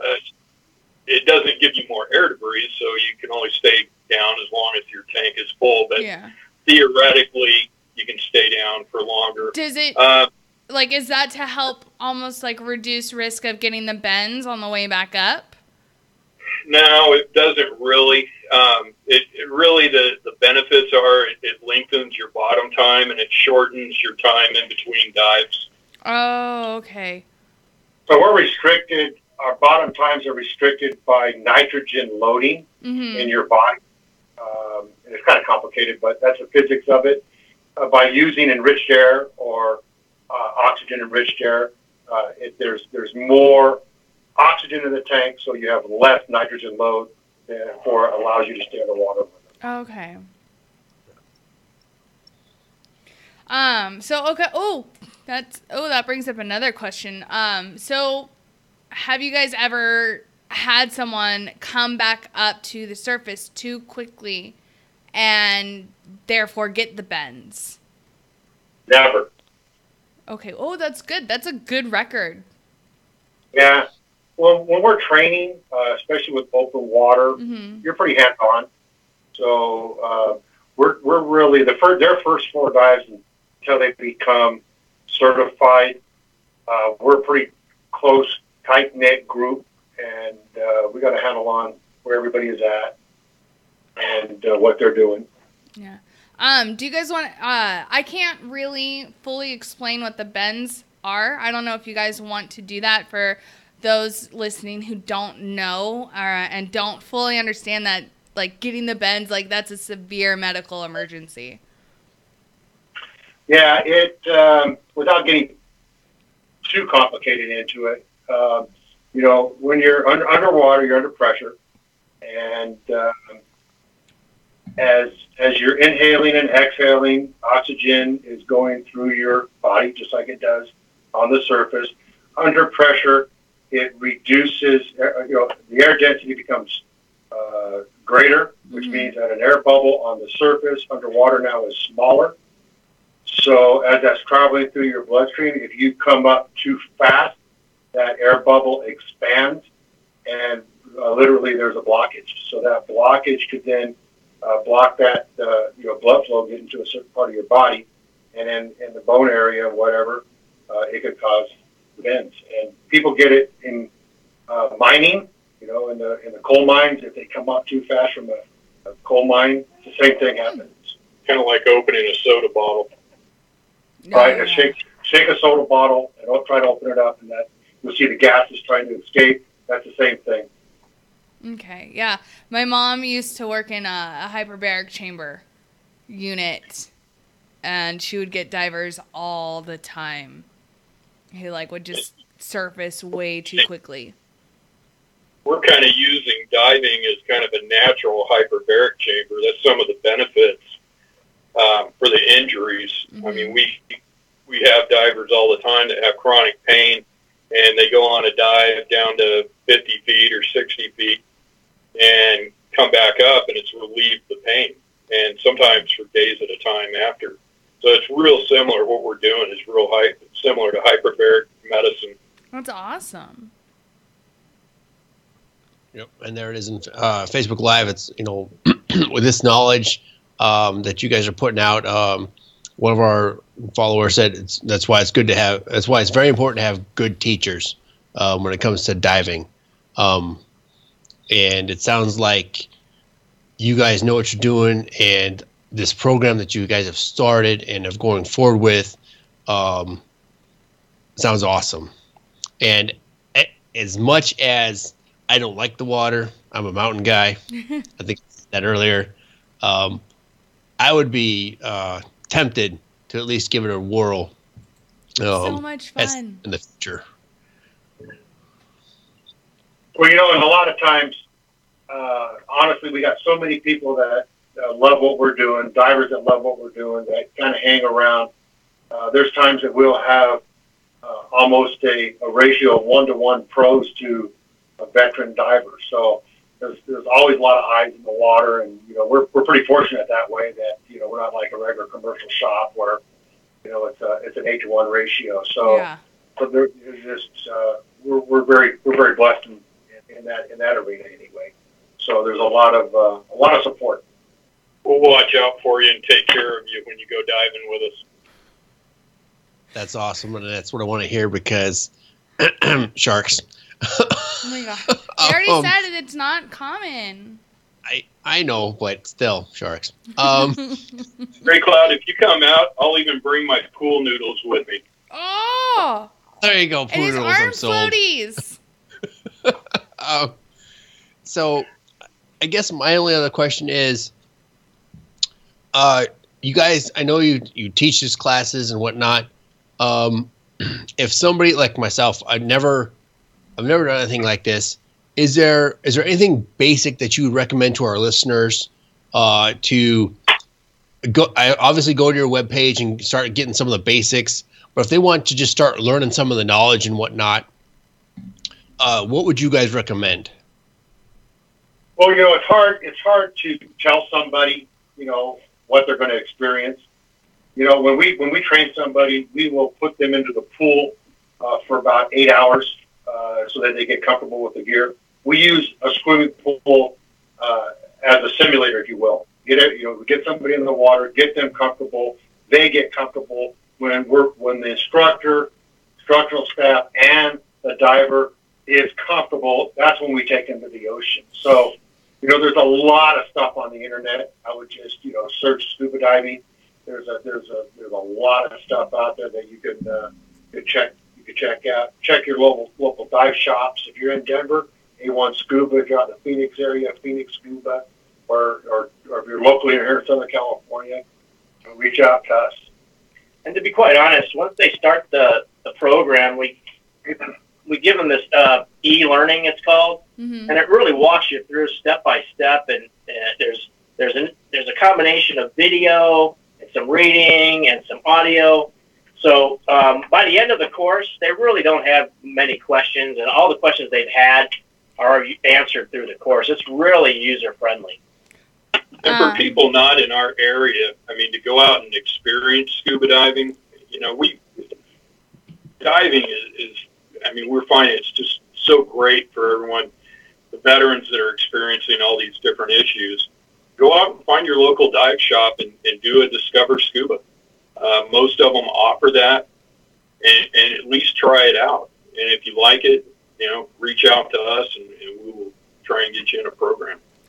So Adrian and Dallas are commenting right now in Facebook Live saying how, not only is like diving with you guys amazing, but making those personal relationships with your fellow veterans. Adrian says he's become really good friends as a result of this. And then Dallas says Waves is such a great group. They'll help you love the water and the sharks. That's my girl. Well, and that's what's really cool about Waves is, military people in general, are team oriented and group oriented, and these guys that are having problems or doing their thing, they tend to isolate themselves. But then they come through our program, and we've had so many veterans. They come through as a class, and we promote a team environment when they come through, and we'll put them through open water. We'll take that same class and then put them through an advanced course, and then those guys will stay together through the next course. The next thing you know, they're going out on the weekends and they're diving and they're doing stuff on their own, and they're going to other programs that are offered out there that may help them with other problems that they have. It's really cool to watch, and it's been a really awesome experience for me to be a part of that. And then one of our staff members has a question. Is it true about flying and diving on the same day? Yeah, typically on a single dive, you're not supposed to fly for 12 hours. Multiple dives, you don't fly for 18 hours. And it has to do with what you were talking about earlier with the bend. So it has to do with being underwater, under pressure, and then getting into altitude. So you got to wait to what we call off-gassing. So you got to wait until everything is flowing through your body at this atmosphere before you want to go and get up into the air and the altitude. Right. So what you're saying is if I do, when I do fly out there and, come dive with you guys, I have to go hang out with Adrian for, at least a day before I fly back to Texas. After you dive, not before you dive. Yeah. After you dive, then you guys go out and celebrate your certification. Yeah, I was saying, because it's funny, you hear the opposite for people who go skiing and snowboarding in Colorado. They'll fly into Denver early morning, and then they'll race up to one of the resorts, and next thing you know, they're passed out on the lift. Oh my God. Altitude sickness. I just experienced that in Lake Tahoe. I went skiing, and that altitude kicks your butt. It's no offense, but it's funny to watch those people. They get so tired, like, oh my God, I don't understand what's going on, because you haven't allowed yourself to adapt there. Well, because the mountains suck. Mountains are awesome. I said it. Mountains are awesome. The ocean's better. So my last question of the night, guys. For you guys are a 501(c)(3). I think I said that right? Mm-hmm. 501(c)(3). Yeah. Organization. If people want to donate, how can they donate to your guys' organization? www.wavesproject.org and go to donate, and we appreciate anything that we have. You want to explain 5 to Dive? Yeah, I was just gonna. We got a program going right now. We call it 5 to Dive, and all we're asking for is $5 a month from people. I mean, less than a cup of coffee, and basically a tank of air costs roughly around $7, but 7 to dive didn't sound very good. So we went to 5 to dive. And so basically it keeps the divers diving. So for $5 a month, it keeps a tank of air for a diver, and we keep these guys in the water. So that's all that's the minimum we're really asking for, is just $5 a month.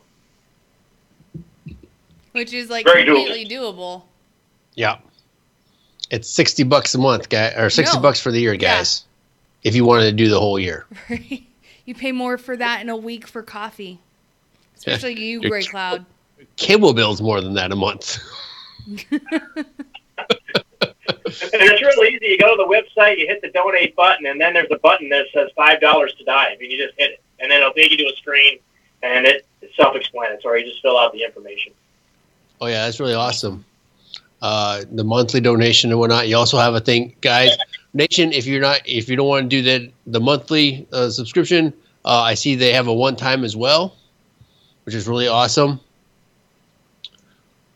You can donate in the memory of somebody. You can donate in honor of somebody.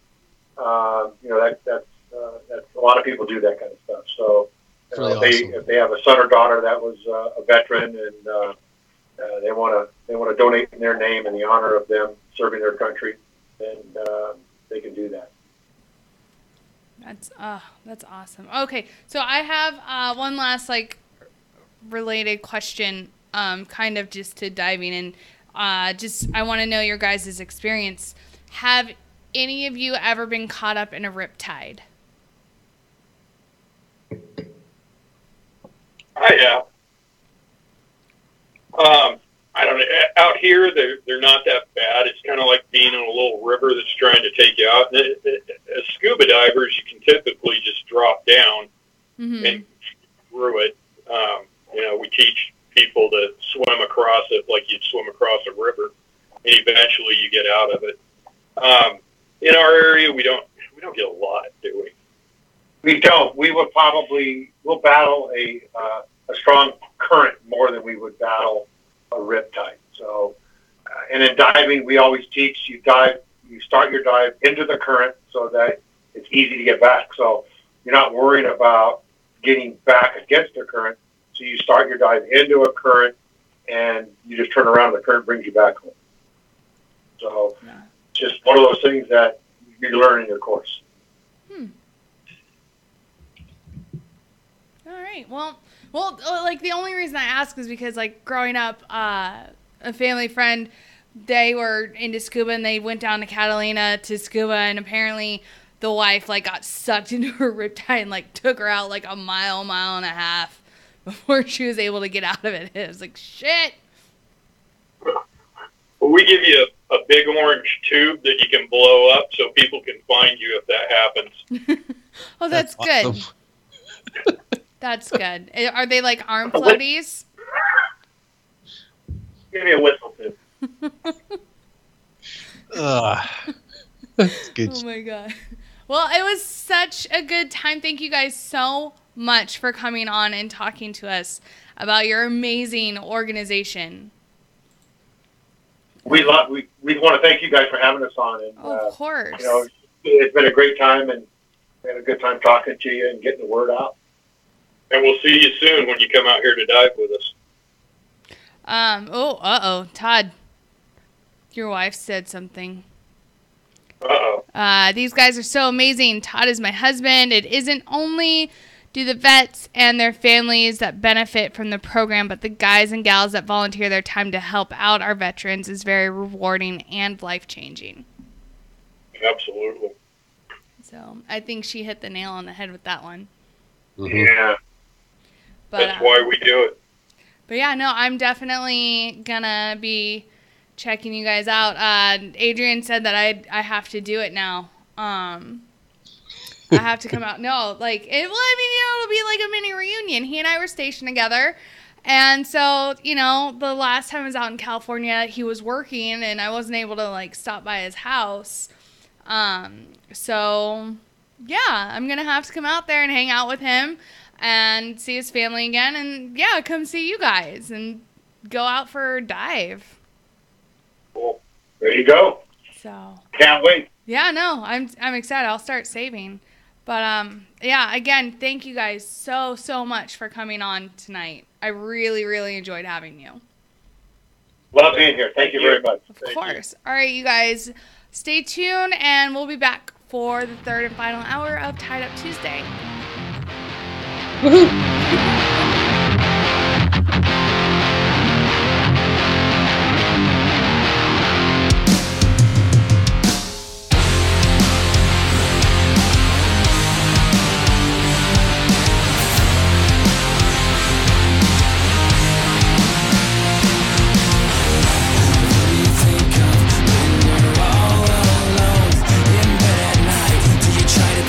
Yourself that everything's gonna be alright. Can you feel that there's a fire burning deep inside? Take the chance, get a better stance, and leave who you are behind. Who you are behind.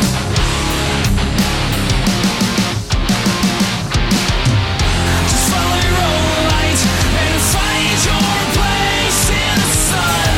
Be who you are and don't get beat up or anyone. They can't take away the strength within you. Don't give up now, you've got to seize this moment. And what do you say when all the guilt has faded away? Will you give yourself a chance to say everything's gonna be okay? Can you see that there's not a thing that you can change? Forget the shame, stop taking the blame, and leave who you are behind. Who you are behind.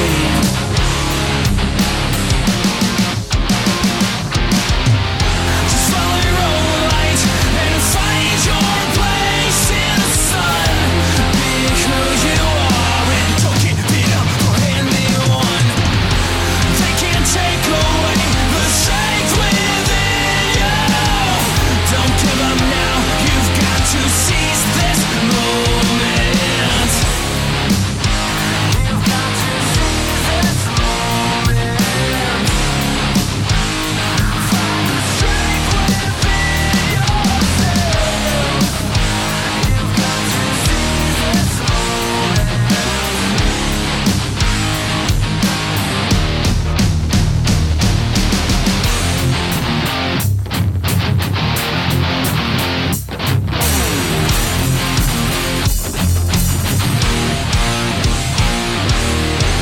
Just follow your own light and find your place in the sun. Because that's how this game called life can be won. You've got all you need, it's right in front of you. The time is now and this is your moment. Just follow your own light and find your place in the sun. Be who you are, don't get beat up or anyone. They can't take away the strength within you. The time is now and this is your moment.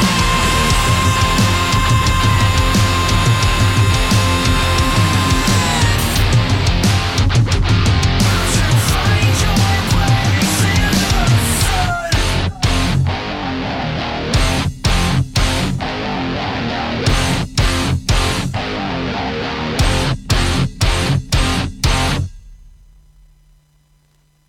The voice of U.S. Army, WTF Moments. This is WTF Nation Radio.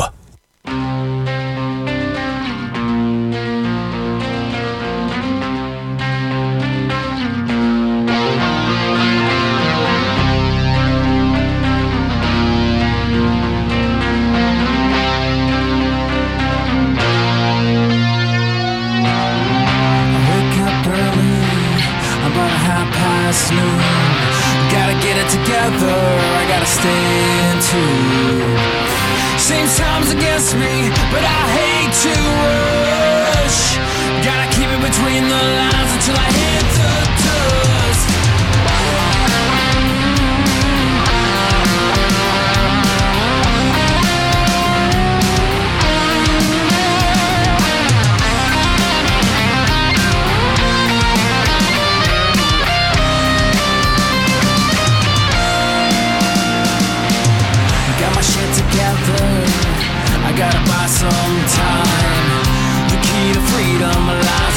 across the state line.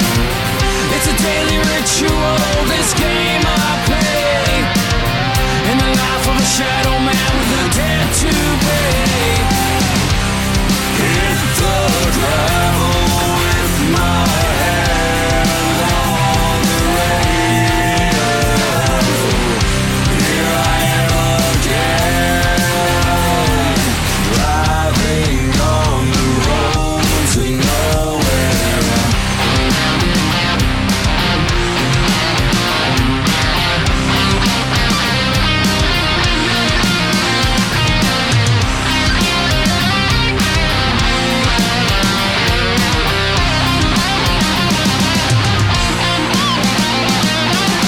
My mouth is blurry and my vision's dry.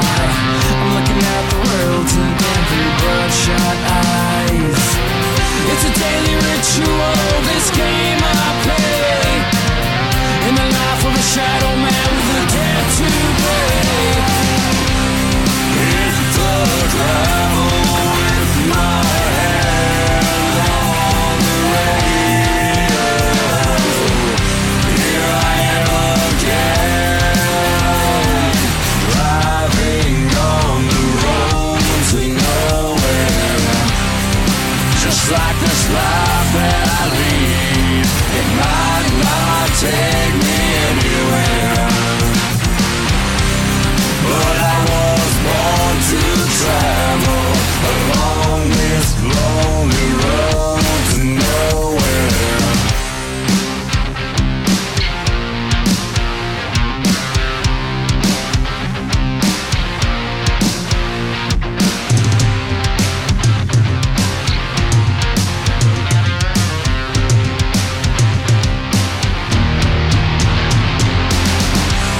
Hit the gravel with my hand on the radio.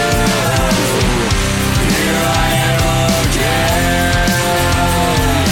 driving on the road to nowhere. Just like this life that I lead, it might not take me anywhere. But I was born to travel along this lonely road to nowhere.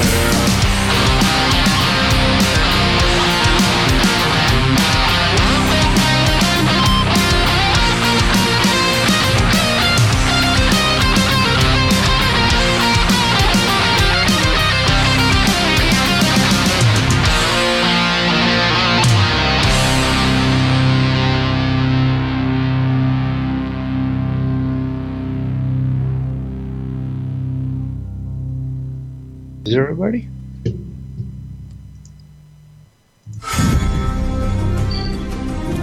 All right, and we are back for the third and final hour of Tied Up Tuesday.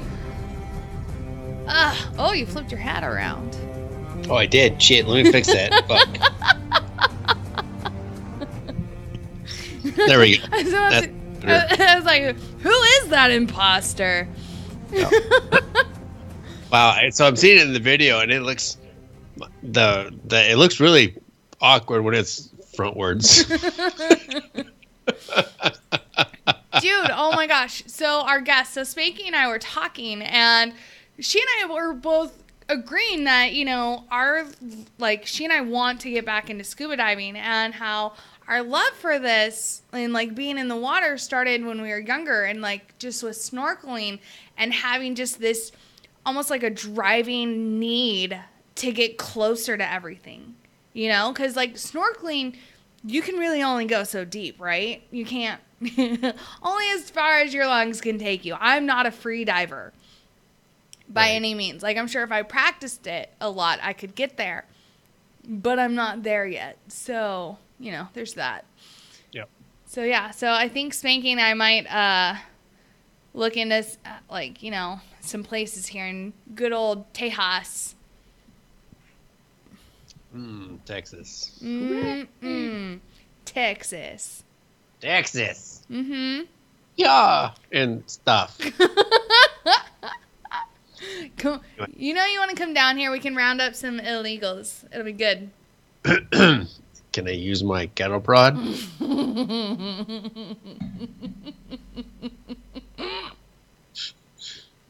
Oh, was that out loud? I'm sorry. Oh my god, and I just took a drink. You asshole. Never. Mistakes were almost made. Mistakes were almost made. Almost. Yes, it was. No, those were great. Again, it was great to have those guys on. We've had some really awesome guests the last couple of weeks. We really, really have. So, yeah, let's keep that up. And right? Bravo, front desk. Bravo. Oh, speaking of, we are still looking for more help on our front desk personnel. So if you guys are interested in being part of our team, you can always head over to our website and click apply. Yeah. Nation, freaking apply already. Holy cow. Anyways. You want to hear something gross? No, but I'm going to anyway. Hell yeah, you are. All right, so obviously, like, if for those of you who are unaware, I am female, and every so often, I know, shocking, I know, and every so often, I like to wear makeup. If you can't tell, I actually did my makeup tonight. Some nights I don't. Some nights I say, "Fuck you. This is my face. Deal with it," and then we move on. Anyway, so my favorite makeup store is under fire right now. Ulta Beauty is accused of repackaging and reselling used makeup. What? That's disgusting. Hold on, that just processed. That's disgusting. Used, define used. What? Like used. Probably. So basically, what it sounds like from happening. Well, according to this woman, she claims to have worked for Ulta Beauty and is calling out the chain for unsanitary practices. She put out a tweet using Twitter to warn other beauty lovers about the safety of their makeup. In a series of tweets, the ex-employee alleged that her managers at the retailer would tell her to, quote, clean, unquote, and repackage used items to be sold again. They would resell everything. Makeup, hair care, skin care, fragrance, hair tools, etc. Some Ulta Beauty employees have shared different accounts stating that their stores never cleaned and resold used makeup. I've worked for Ulta for years, and not once have we done this in my store, one wrote. Beauty store released a statement today regarding these allegations, saying that used products are supposed to be thrown out. We do not allow the resale of used or damaged products, said Ulta. So the only way I can really see that this could have happened is if someone were to go to Ulta's website and buy something online, say, foundation or whatever, and they get the wrong shade. And so what do? They send it back because they're not going to use it. Personally, I've never done that. I normally just, because again, nobody's going to use it anyway. So I just oh, fuck it, throw it away. But yeah. Oh, that's disgusting. It's just really. So, but they showed pictures of foundation where you could clearly tell one had been used and kind of wiped with a napkin almost, and then repackaged. And then another one was liquid lipstick. These palettes of liquid lipstick where you could tell one of them had been used. And you're yeah, not for me. That concerns me. A little bit, maybe, perhaps. Thanks, Kyrie. I hope I said your name right. Here's my question, right? That you would think that would fall under, I don't know, some other. Well, okay, so let's not get ahead of ourselves because Costco will take back fruits and vegetables that have gone bad after you bought them. Wait, who? Costco. They do? Like, you can return it. No, so, no shit, I was shopping with a friend. What? Wait, what? Yeah, hold on. So I shopping with a friend at a Costco. Go on. And they were telling me about, oh yeah, Costco, you can return one. I said, no, that's not true. So no shit, I watched somebody, not just one somebody's, but a few somebody's return fruit that had spoiled. Like, they are returning the bad fruit to Costco. What is Costco supposed to do with that? I have no idea, but I watched somebody return it to the Costco. But I don't know what they would do with it. You could compost it, maybe, if Costco has a composting thing, and then turn around and you sell that as fertilizer. But who has a policy like that where you can return rotting fruit? Fruit that you bought to consume, but now it's rotten.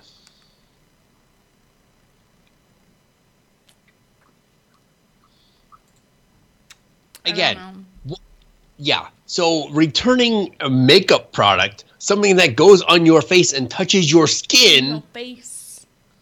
Wait, do it again. Face. Your face. It would not put it past me at this point.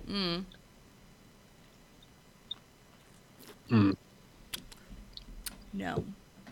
Now, okay, so Spencer Williams in the Facebook Live show. Now, if you found mold shortly after buying it, like you got home and then you find the mold, or the next day, and you have a receipt to back said thing, yes, I would agree with taking it back to Costco, saying you sold me bad fucking product. I want new product. Then yeah, I got that. Oh my god. This was like old. Like the bananas were black. The grapes were all shriveled up. What was another one I saw? Oh, a mushmelon. A what? Sorry, mushmelon. Also known as honeydew and or oh, I know honeydew. What's the other one? Fuck. Cantaloupe. There it is. Like starting to shrivel and decay. Obviously, it's been in your fridge for like months, dude. What the fuck? Adrian just said that he bought a dog bed there and his dog ate it and then he returned it. No question asked. Got nothing. And then I got absolutely nothing on that. Adrian also said people also return Christmas trees after Christmas. I brought that up on one of our shows. People returning Christmas trees because they died after they bought them at the Costco. Oh my god. You cut the tree. It's already dead. Right? The tree's already dead when you bought it. Like, the tree is dying or dead technically because it's cut off from its root system. What the? I'm going to take this back because it died. No, that's not how this works. That's not how this works. Oh my god. Spanky, I wash my face with lava rock and water. Lava rock? Yes. Right. That's how I scrub my face. All right. Lava rock and water. We need to talk about California really quick. Oh, do we have to? Really? Oh, yeah. Do we have to? Oh, I'm getting my 3 goddamn gray cloud rants in there. Wait, how many have we had so far? 2. Shh. Are we sure 2? Yeah, 2. Oh, yeah, it was 2. You want me to trigger you again? I'll do it. We talked about DACA. 1. Yeah. NFL. 2. Okay, shit. All right. So there's oh, man. We're going to be well over the over tonight. Yes. Shit. Oh, this is going to be good. All right, so in response to the GOP's recent tax overhaul, California lawmakers have introduced legislation that would require some businesses to turn over much of their anticipated savings to the state. Assemblyman Kevin McCarty of Sacramento and Phil Ting of San Francisco, both Democrats, shocker, put forth Assembly Constitutional Amendment 22 on Thursday. The bill would require a surcharge for California businesses taking in more than $1 million, according to the San Francisco Chronicle. The surcharge would effectively take away half of the federal tax cut that companies in the Golden State receive in an effort to distribute the funds to programs benefiting low and middle income families. If passed, the new law has the potential to raise billions of dollars for California's social service programs. Although largely supported by conservatives, the GOP-led tax plan has been criticized by Democrats, who have cited their displeasure with the corporate tax cut. Quote, Trump's tax reform plan was nothing more than a middle-class tax increase, Ting said in a statement. It's It's unconscionable. There we go. To force working families, I know how to word. Working families to pay the price for tax breaks and loopholes benefiting corporations and wealthy individuals. This bill will help blunt the impact of the federal tax plan on everyday Californians by protecting funding for education, affordable health care, and other core priorities. McCarty echoed Ting's sentiments, asserting that the federal tax policy rewards billionaires over the middle class and calling the tax overhaul reckless. He's said, I've seen enough billionaire justice in the first 11 months of this presidency to last my lifetime. You know, I don't think he's a fan of President Trump. I'm going out on a limb here, but I'm going to assume that he is not a fan. You would assume right, I would bet. Right? But what billionaire justice is he talking about? That's what I don't understand. Like, what? Like, he hasn't gotten a paycheck this whole year. Because he keeps donating them. Right? But still, like, that was one of his things. Like, you know, if I, like, when he was campaigning, it was, you know, if I get in, like, I'm not going to take a paycheck. And he hasn't. He's fucking, every fucking quarter, he's gone and donated what should have been his paycheck to, like, the fucking, what was it? One quarter it was to, like, the National Forest Association or whatever. Mm-hmm. To go to our national parks. Yep. But, oh my God, he's such a bad guy. Right, it's terrible. It's terrible. Hoarding the money. Hoarding the money. Burn it. So I can't get that article to pull up, unfortunately. Which one?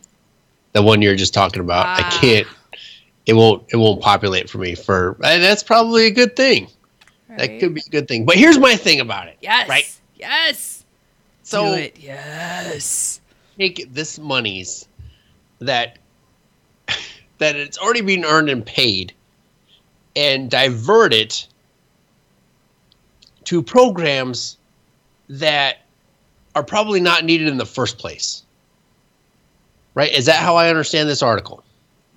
Wait, say that again? They want to use this, they want to divert these tax breaks yes. to programs yes. To benefit individuals who should not need these monies, right? To social service programs. Social service programs, right? Rather than paying them to, I don't know, fund the fucking government of California, or to rebuild highways, or to, I don't know, do anything else. Because California is in a state of needing so much money that they're issuing IOUs for refunds. Wait, what? This is a while ago, I guess. Sorry. I was going to say that has never happened for me anyways. I always got my money back. They were issuing At one point, I heard California was issuing IOUs. Of course, that could have been, fake news. Fake. But I'm really upset that I cannot pull this article up and be more engaging about it at this point. Literally, it comes up blank when the link you provided. You have to take off the last little bit of it. Is that what it is? Yeah. Okay, hold on. Let me see if I can try this again. Like, take off the Twitter part. Take off the Twitter part. Yeah, what did I do? Mm-hmm. I'd have to fucking... okay, so while he's doing that, like, just go to the end of, like, the article title, and then, like, after that, just delete everything after that. And it'll pull up. There. Boom! Look at that. God, you're smart sometimes. No, Awesome. Sometimes. Only sometimes. 99.78%. Right. How's that? All right. Okay, so I got it pulled up now. Speed read. Oh, holy shit. Okay, so now that that are getting these tax breaks, so how I'm reading this now is that they're still going to get taxed at the rate they would have been taxed previously. So California can still steal millions of dollars from these companies. Yes. Why? Why would you do that? Why would you penalize a company for making money? California, and people need handouts, right? Yeah. Here we go. The fucking handout versus the hand up. Yes. It's such a fucking enabler to hand out things rather than helping them to achieve. No. Oh, I need this. I need that. I need my fucking iPhone. I need my fucking steak and lobster based on my EBT card. Fuck that, right? You want to penalize a company for making money, and because they get these additional tax breaks, now they can reinvest in their infrastructure. Now they can reinvest in their workforce and provide raises or grow their workforce so they can hire individuals and employ people. When you bitch about there not being enough employers having people to have jobs and whatnot and this and that and the other, the living wage and all this other fucking garbage. Well, you know what? Taco Bell and Amazon have an answer for you. And McDonald's. It's called the automated ordering system. And guess what? Taco Bell's actually got a fully automated line almost. So guess what, California? Fuck you and your $15. End of story. If people want to make money, they're going to find a way to cut out the fucking bullshit regulation and the bullshit mediocrity that is coming with all these laws and taxes and all this other fucking shit. And Cause says it right in Facebook Live. The prices are going to be jacked up because you want to tax people and punish them for being innovative and making money and trying to pass it along and to really grow the economy and help the American people. No, the Democrat answer is handout, handout, handout. Fuck you. Invest in individuals. Invest in those businesses that are looking to add more jobs, that are looking to expand the economy, to grow the wealth of everybody. And all anybody ever wants to say is fucking, it's the 1%ers, 1%ers, 1%ers. Well, fuck you. What have you done to go out and make your own way? What have you done to help yourself? By God, this isn't a handout society. The people that built this country went out and busted their fucking ass. And you're going to hate them because they found out the way to make it work and cash in? Fuck you, that's the American dream. Find something that works and cash in. That's always been the American dream. Not to be a congressman or a lawyer or fucking shit. Nah, find the way to cash in. Fuck you. John Al, earn your way, damn right. I'm tired of this fucking whiny ass bullshit. Make your way. Sweat, bleed, and you get what you earn. End of story. Handouts are a fucking joke. The money runs out. We saw it on Friday. The money goes away. What can you do to make sure that you can make your way forward? Because by God, if it's based on handouts and whatever the government can offer you, good fucking luck if the quote-unquote Civil War ever does happen again. If it's Civil War round 2.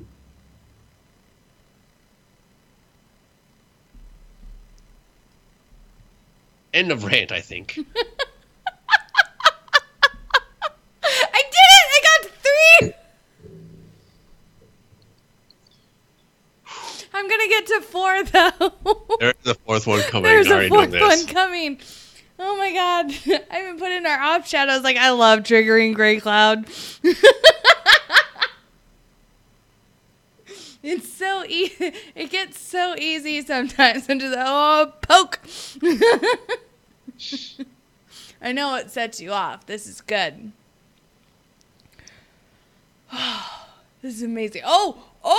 Okay. So I'm going to let you calm down a little bit. Thank you. You're welcome. And I don't need you to stroke out on me. So Trump's 1-year anniversary in office was 3 days ago. They wouldn't shut down. It was 3 days ago. Hooray! Happy 1-year anniversary. That being said, also 3 days ago was another Women's March. Oh, fuck. The decline of all things feminism.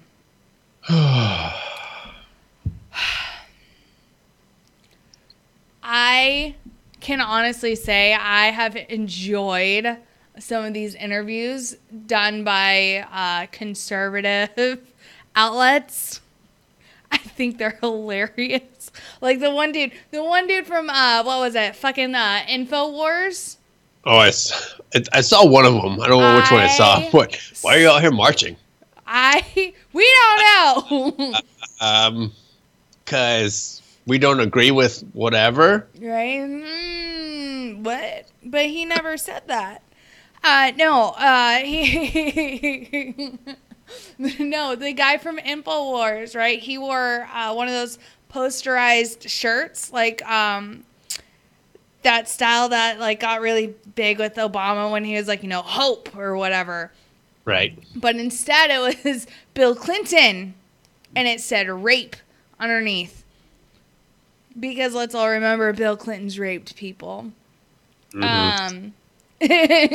But he was asking, these feminazis, like, what do you guys think about Trump? And they're like, oh, he's a rapist. And he's like, what do you think about my shirt, though? And they would just turn and walk away. And it was like, oh, okay. So when the Clintons do it, it's fine. But, whatever. Oh, my God, Adrian, yes. Trump got more fat bitches to walk in 1 year than Michelle Obama did in 8.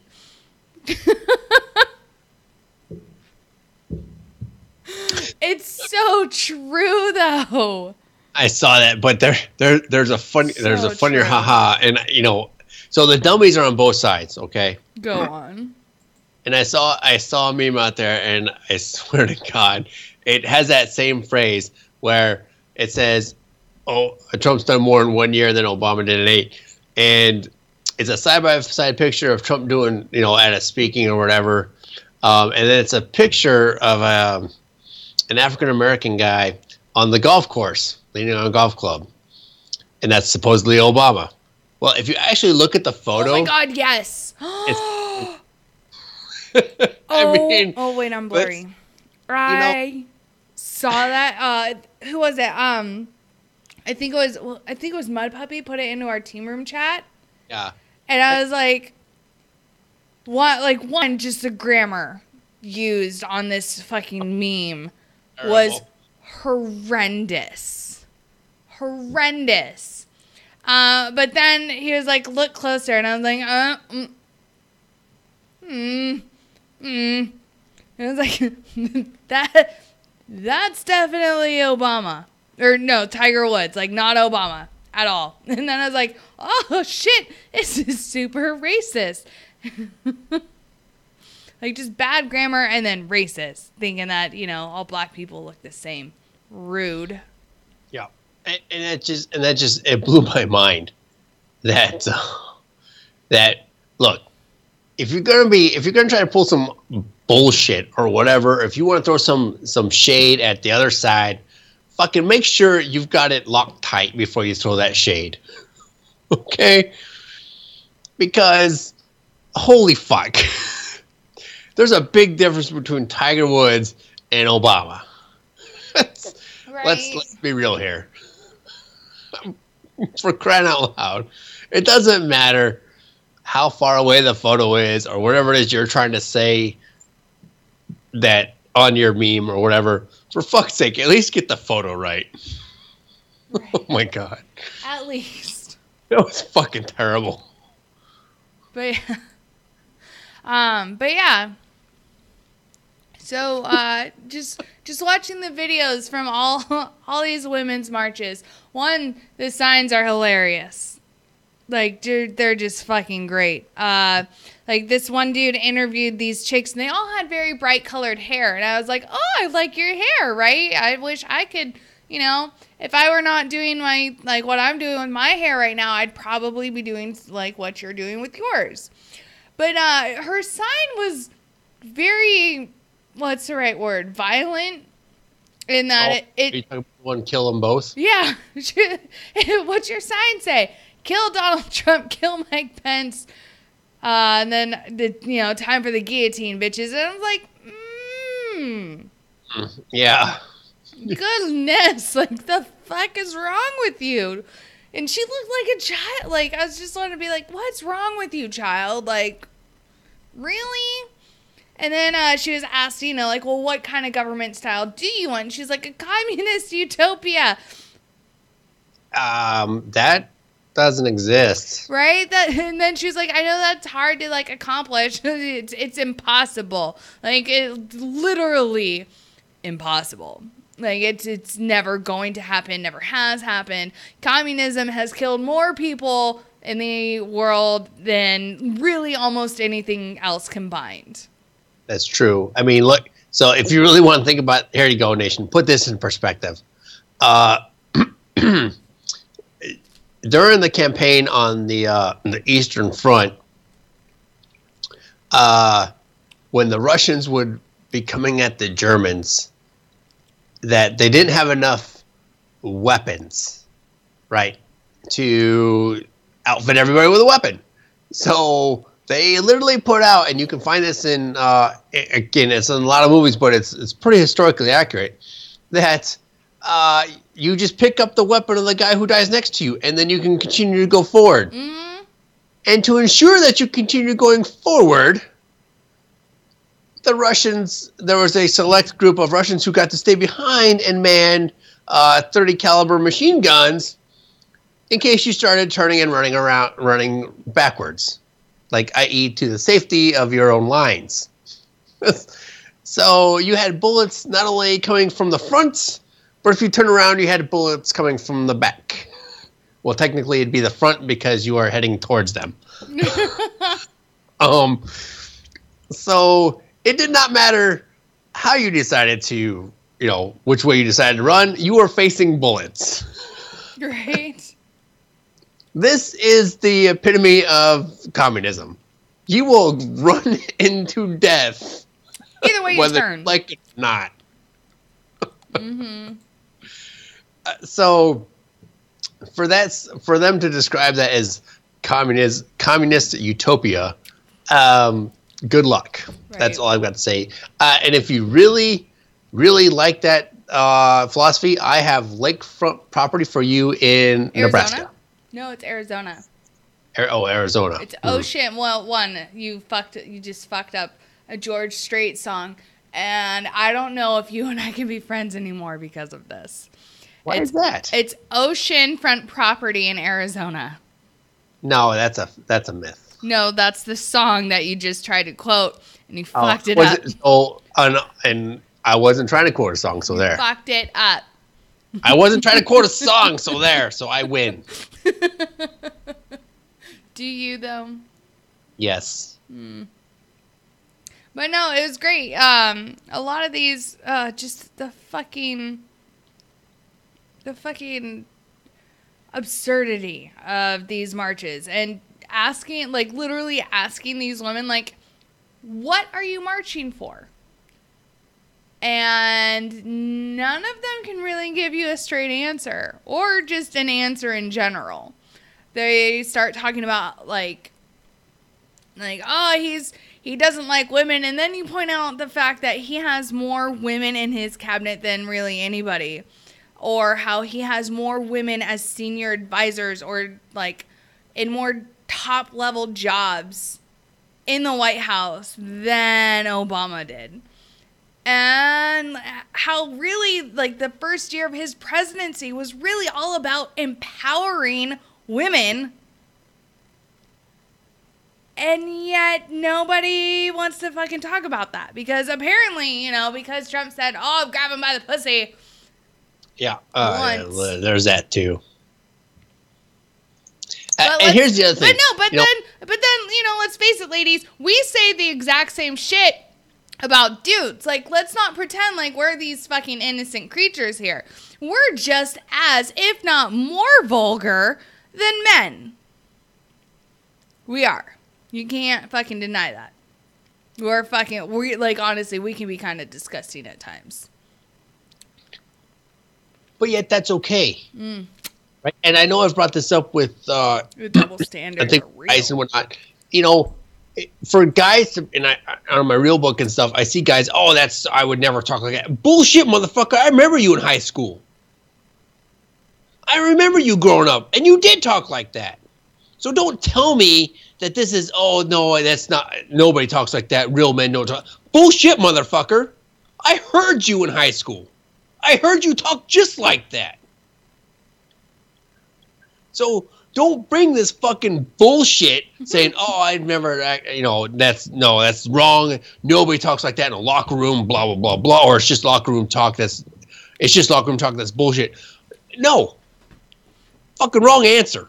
I heard you, motherfucker. I heard you talk like that. No, but I mean, you know, it's not just high school talk, though. Let's face it, you talk like that all the time. And it's fine. Everybody fucking does it. Whatever. Yeah. My best part... Oh my God. It's not number 4 yet, Spencer. Right, not yet. Very soon. Right? Oh, exactly, Joseph. And the numbers came out on women's unemployment, and the numbers are the lowest in 18 years. But, you know, Trump doesn't like women or empowering women or whatever. But no, so what was I saying? I forget now. It happens. It does. It happens a lot. All right. Let's see. So what you got? Okay. So we should probably get to this before we run out of time. Oh, you want to talk about driver's licenses in California? No. Yes. No, I have something else. No, I have something else. Fine. Well, shit, because they're both going to be fucking angry and shit. You got another show on Friday, though. I do. So you can bring that one up, and I might might be able to chime in on that one. Sneak peek to Friday's show. We're going to talk about how California... Sorry. As I die. We're going to talk about how California is opening the door for illegal immigrants to vote. Oh, my God. Yes. Oh, yeah. All encompassing fucking garbage. Are you sure you don't want to talk about it? No, because there's something else I want to bring up. It has to do with it. Manning? Yeah, yes. Bradley? Oh, my God, Bradley. Yes. So, Nation, if you have not heard or seen the most recent fucking garbage coming from it, from Bradley Manning, motherfucker, it's Bradley. Okay, side note, he still has not responded to my multiple tweets to him. He's being a coward right now. Because he's fucking scared. He is. Well, I just want to ask him, the next time he does a campaign video, if he could please just cover his Adam's apple. It was really prominent and really distracting. And then also he really needs to change his voice because, again, he sounds like Buffalo Bill from Silence of the Lambs. Like, would you fuck me? I'd fuck me. No, bitch, no. No. And then 3, really, like the handle, the fucking handle, it just bothers the shit out of me. If you claim to be a woman, then it should be XX. All right, continue. All right, so here we go. With rant number 4, yes. All right, so fucking shithead, here we go. If you did not know, fucking the individual known as Manning has applied to run for Senate in the state of Maryland. All right, that's where he currently resides. That's where his legal residence is, apparently, and he is running for Senate. However, and here's where it comes, and I got a couple different articles pulled up on this particular situation. Manning is still technically on active duty because his sentence was commuted, right? And he is still going through his appeals process. His current duty status is excess leave, right? Because his sentence was commuted, his prison sentence was commuted. However, he is still on active duty. Therefore, he's also still, I think how I understand it, is he is still forfeiting all pay and allowances. Good. Okay. So here we go. However, so he is still on active duty. Therefore, he is still subject to the Hatch Act.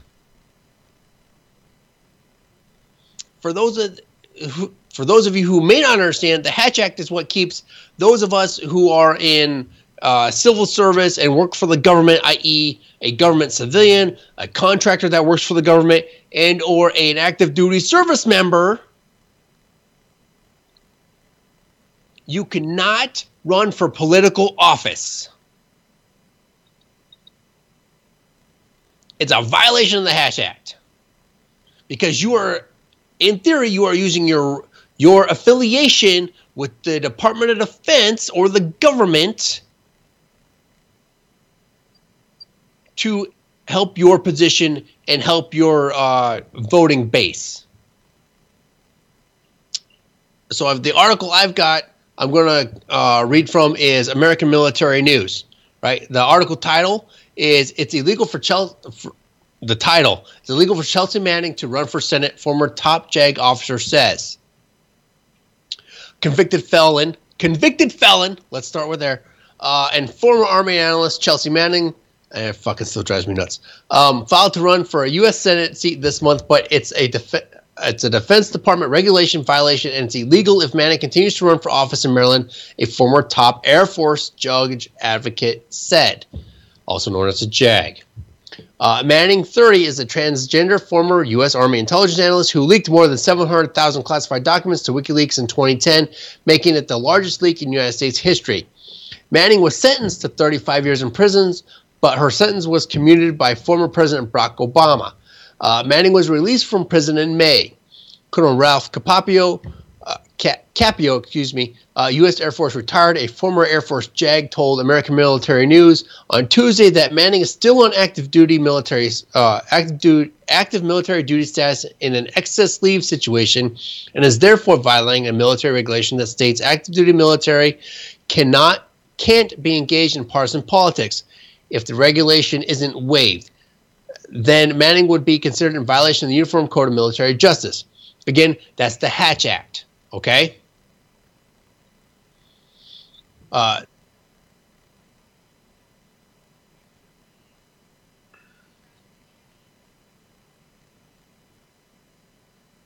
Yes, he could be court-martialed for violation of the whatever the UCMJ, whatever the Hatch Act turns into in the Uniform Code of Military Justice.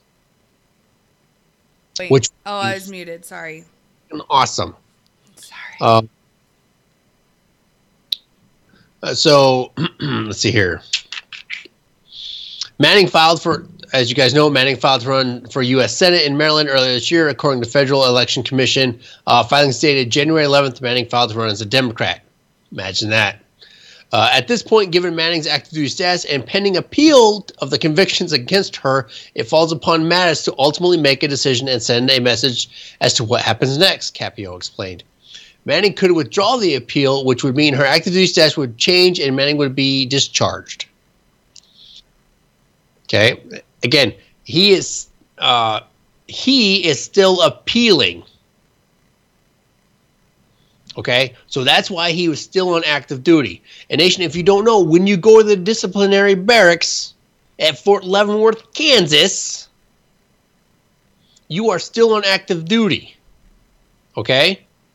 You are sentenced to whatever your sentence is. You go to the DB, and you are not technically discharged from active duty until your sentence is complete. So you still draw a paycheck. However, all pay and allowances is forfeited, and that money is donated to other causes on your behalf, as it were.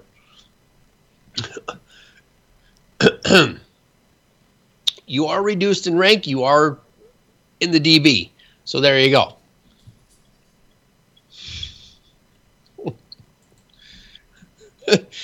I got you to 4. Shannon Brown in the comments. Do what? Shannon Brown in the comments. Or the appeal could be completely completed and the court system would have satisfied the appellate review and Manning could then be discharged from the Army. Alternatively, Manning could withdraw her candidacy, which seems unlikely given her recent Twitter feed.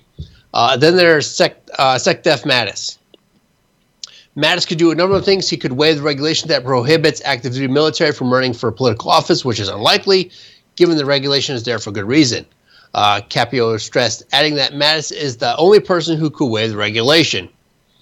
Or Mattis could refer the case to an Article 32 investigator, which is the military equivalent of grand jury investigation.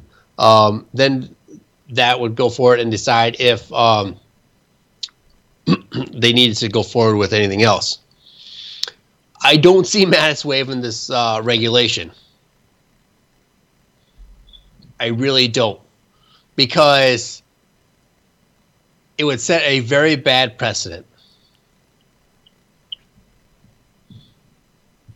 It would not, it would be, because it would be all downhill from there because every officer in the Army would think they have a shot at some kind of political office.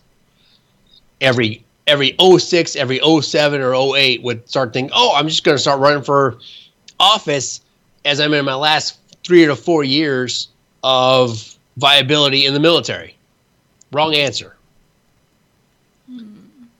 Because we already know that they're starting to prep themselves for life after the military, whether it be in politics and or as, I don't know, a contributor on CNN or Fox News. Not that we've ever seen that before. Never.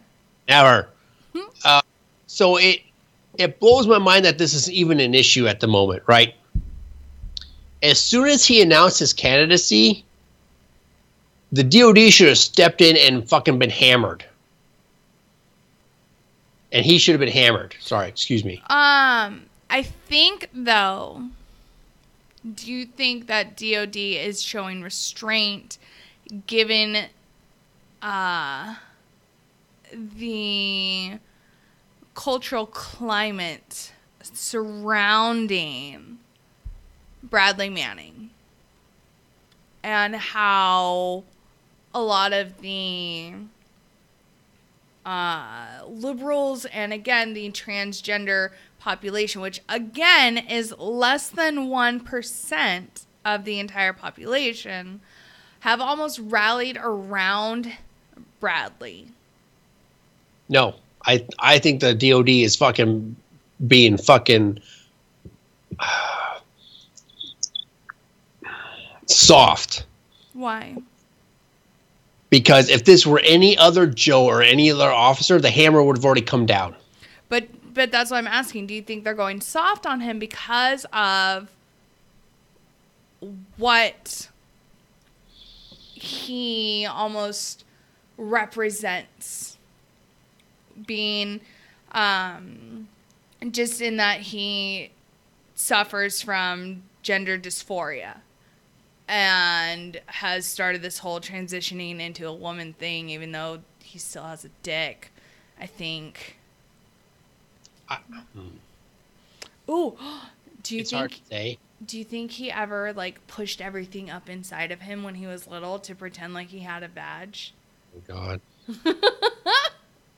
Well, I don't care. And two, I don't even know where that came from. I'm sorry. I know you have questions. I do, and it just popped into my head. I'm so sorry. There was no filter. No filter. But here's the thing, though. Yes, I think the DOD might be pussyfooting around with this because of the situation that surrounds this whole case, right? From his original confinement where he attempted to commit suicide and then he wanted to transgender and all this other fucking shit. I'm sorry. He's still a soldier on active duty apparently, and needs to be treated as such, and the hammer needs to fucking fall and fall hard. I kind of agree with you're welcome, Shannon, by the way. I agree with Spanky. I think they are not going soft. I think they are making sure they have all their ducks in a row because they have not dealt with someone on excess leave running for office. So I think I agree with Spanky in that they do. Like, DOD has to tread carefully, especially with someone who has already been court-martialed, who has already been convicted, who has already gone to prison, whose sentence got commuted, and who now this person has this false sense of security, almost like nobody can touch me. And so I think DOD is making sure they've got everything lined up to where they can literally hammer him with everything that they've got and making sure that they've got a solid case to present before going with him or going to him with charges. Which, if you think about it, that would be the smart thing to do. I agree. Like, sure, let him do this. Let him dig his own fucking hole. Let him dig his grave. Let him do all this fucking shit, such as putting out public campaign videos and saying, my name is Chelsea, even though it's Bradley Manning, and I approve this message. That's evidence that can now be used against him as saying, hey, you're still on active duty. According to this act, you are not allowed to run for office. So now we get to fucking lock you up again. Fucking moron, didn't learn the first time. And there'd be no commuting of this sentence, I would hope. Well, not with Trump. No. Even as his 8th year is expiring, Trump would not commute a sentence. No, not at all. Oh, did I say that out loud? I'm sorry. I agree, Mikey. Can we just waterboard him yet? Like, can we do that? So, again, I truly believe that this shouldn't even be a fucking issue. And I want to agree with you, Minx, and I want to hope that the DOD is actually building a case that in fact it'd be the Army that has to build the case against him, not the DOD. Yeah.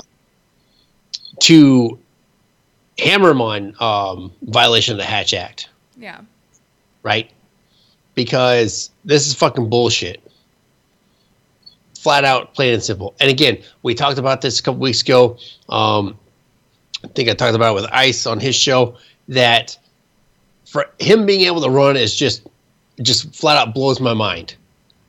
But there is nothing in the Constitution that keeps him from running. Right.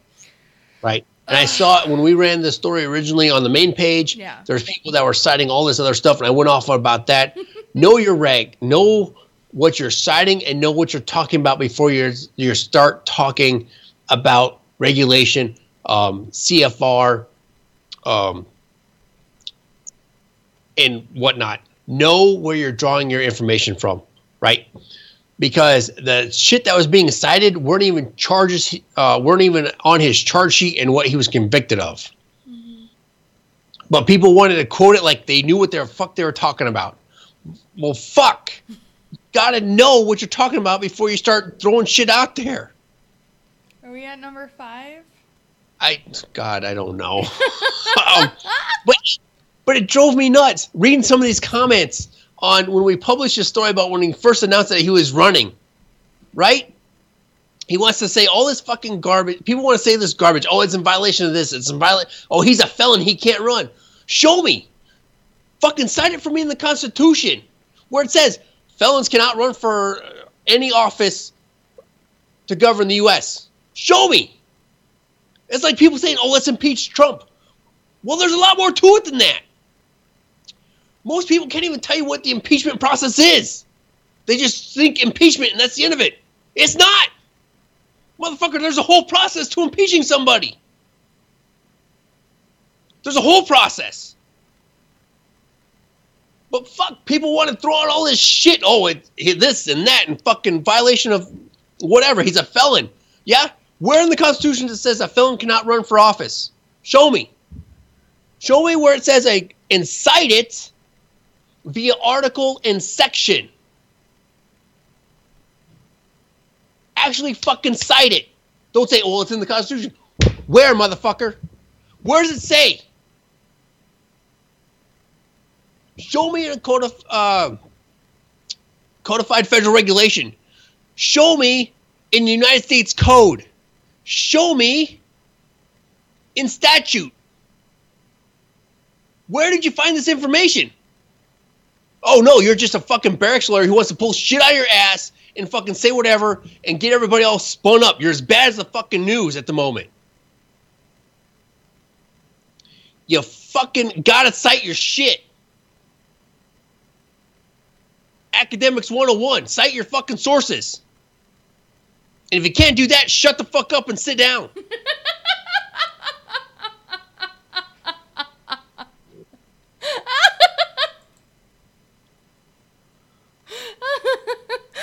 Shut the fuck up. End of story. Number 5. We got to 5. Great Cloud.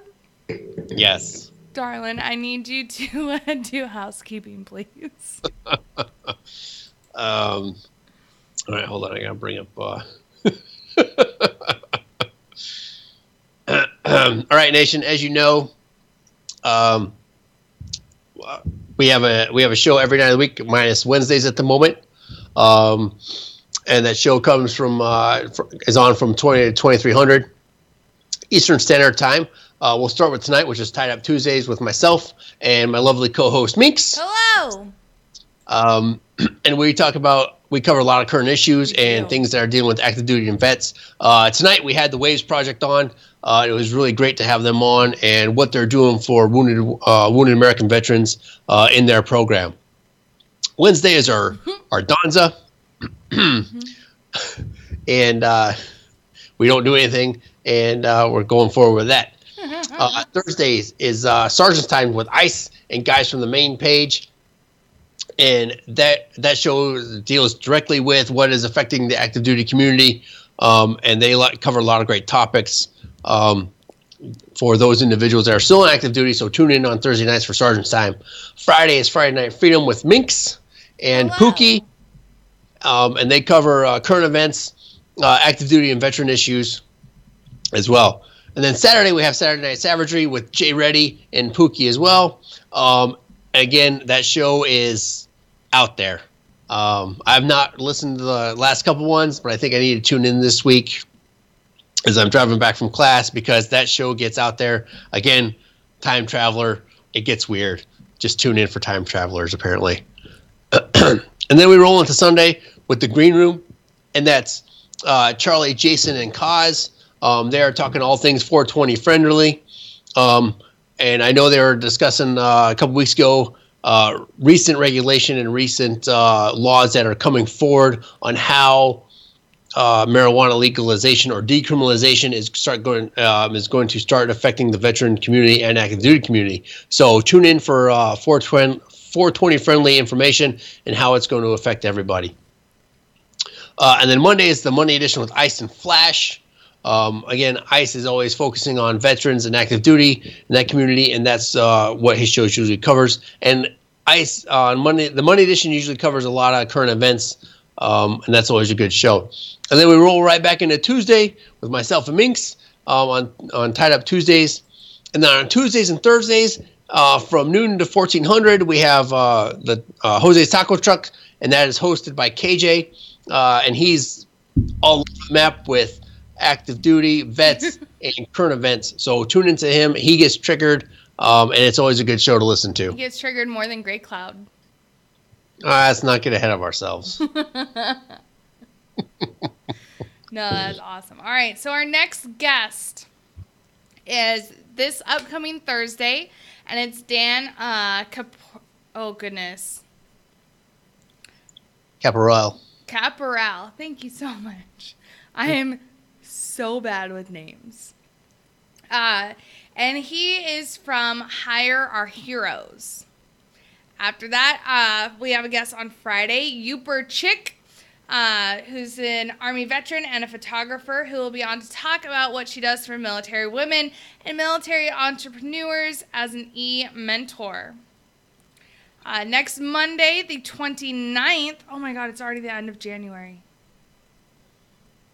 Dude, this month went by too fast. Next Monday, Blake Stillwell from We Are the Mighty will be on. And then next Friday, we are going to have Mary Harper from Operation Shoebox. I'm so sorry. And then, goodness. And then Monday the 5th of February, we have PJ Walsh.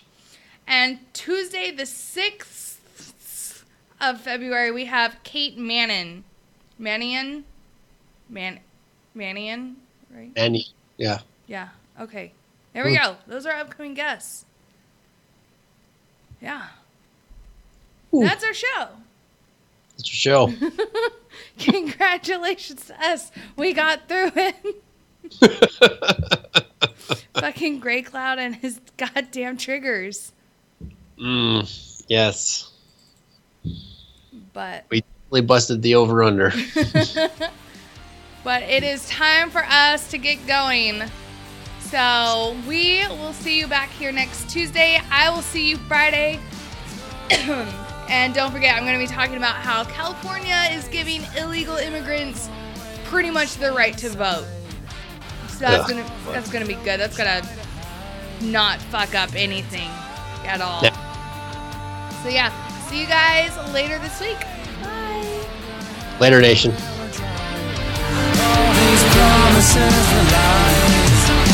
And I will never give into all the shit that life has put on you.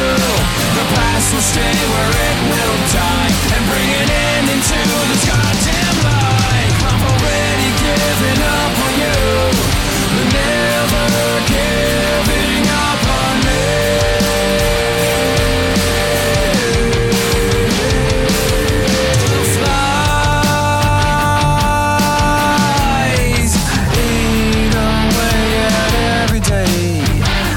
Lost and left to rot away in your eyes. Leave trails of panting emptiness. Your feelings for me will digress.